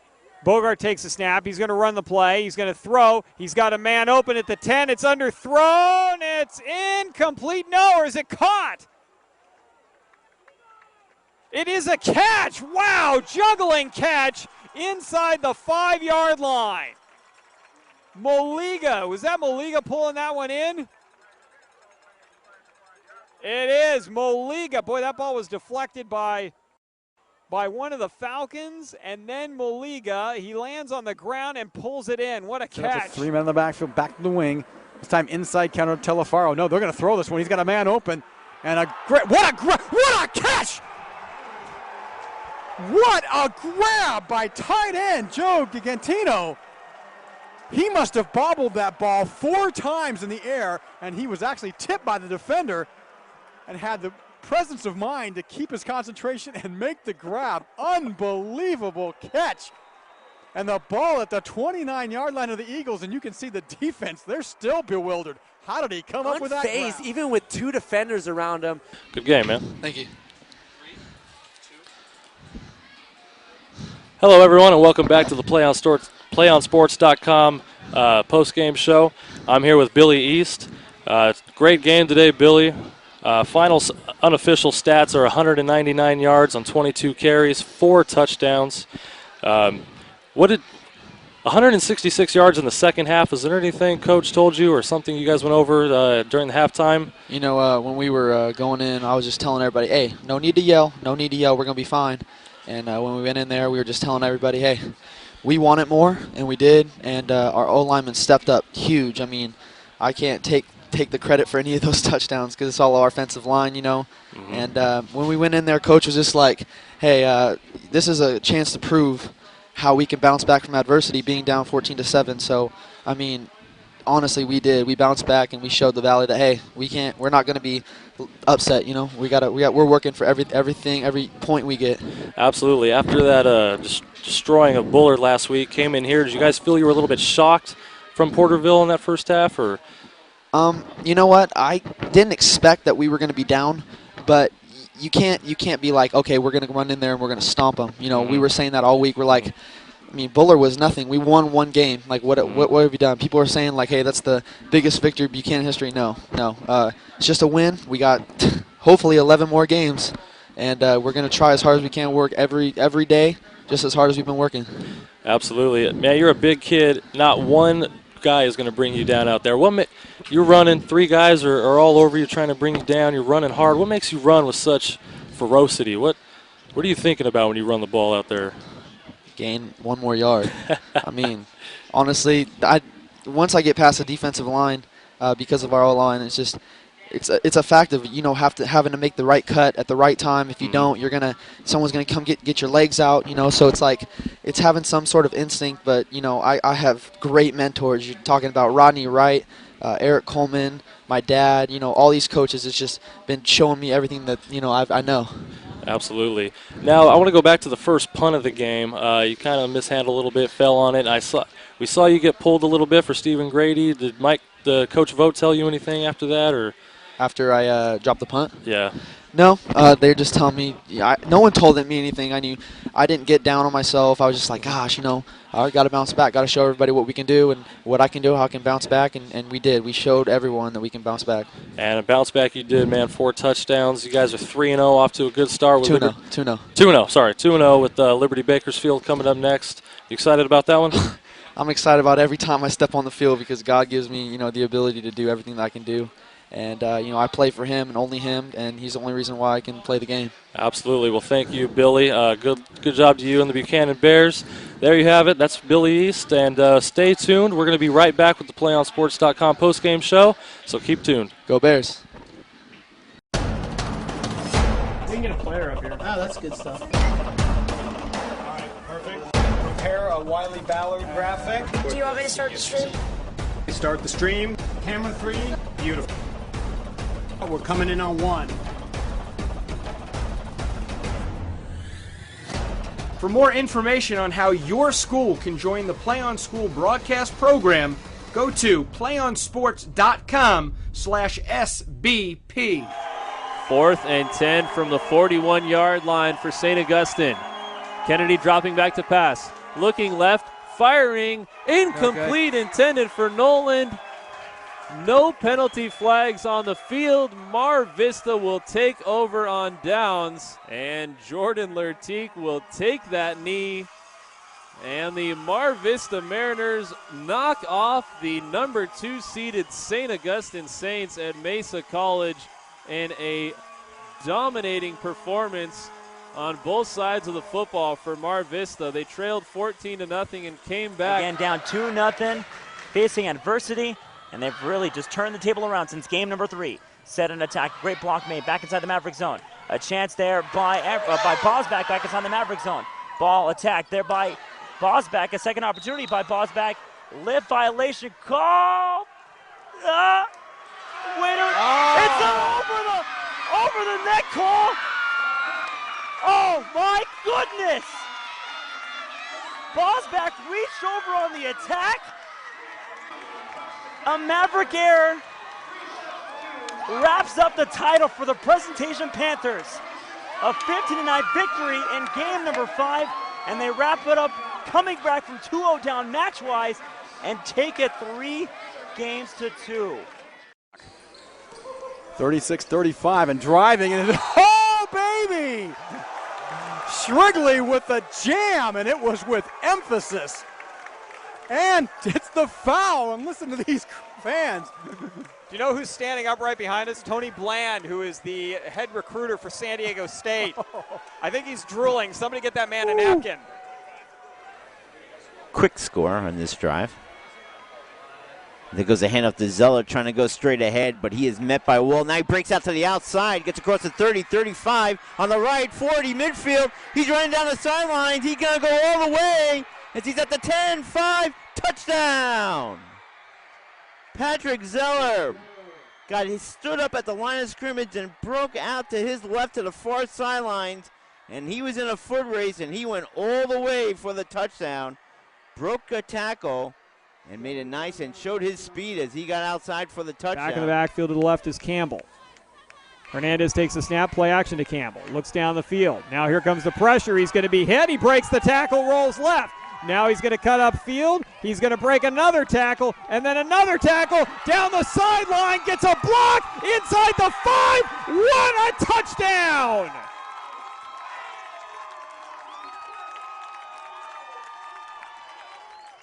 Hernandez goes 33 yards in spectacular fashion, breaking 4 tackles along the way, including 2 in the backfield, and Hilltop has tied this one up at 29. Grant with a big, strong defensive rebound. He brings it back down the floor again, and another slam dunk. Jeremy Grant can run the point, and he can fly. Huge dunk, 2 big dunks in the last Bullard minute. trying to close it out. Deep ball, up in the air, Cram. Bringing it back, Arbizo. Cram over in 3. Free opportunity. Look for Rodabaugh. No. Pass middle. Weimer. Ball game. 25-19. Foothill wins it 3-1. How's it going, folks? Welcome back to Veterans Stadium, to the PlayOnSports.com postgame show, where we just saw the Buchanan Bears defeat the Porterville Panthers 28-14.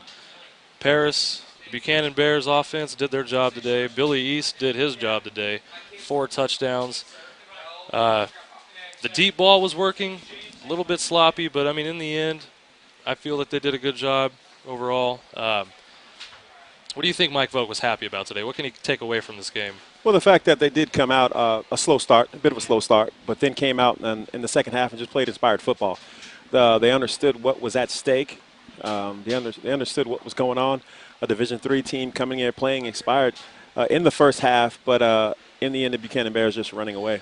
Yeah, in the end, the Buchanan Bears were just too big, too strong. Porterville started well early. They did lead 14-7. They did. That was whittled down slowly and surely enough. Just a too much strong second half. A couple of good points for Porterville. Lalo Nevarez played well.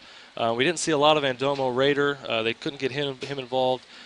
Dennis Chester, some tough throws, throwing off his back foot a lot. He was killing his team in a little bit in that aspect. But overall, I think a lot can be taken away for the Buchanan Bears today as they start 2-0. Good job for them. What can Porterville take away from their game today? Well, you know, Porterville had several opportunities to kind of extend that lead and get that momentum and get a grasp on the game, just knocking at the door a few times in the red zone, coming off some Bears turnovers and just could not put it in the end zone, unfortunately. You're right, 8 turnovers today, 5 by Buchanan, but they're able to withstand them. You think they're going to work on special teams this week? I think so. That special teams and ball security. I think so. That's going to wrap it up from here, folks, at Veterans Stadium, where we just saw Buchanan go to 2-0. 28-14 was the final. For Jason Phillips, alongside my partner, Paris Gaines, our producer, Jordan Eswine, and our videographer, Matt. Matt, what's your last name? What's that? Merritt. Matt Merritt. For so long, we're going to say goodbye from here, and we'll see you next week. Make sure you stay tuned to PlayOnSports.com, and we'll be back next week. Goodbye, everybody.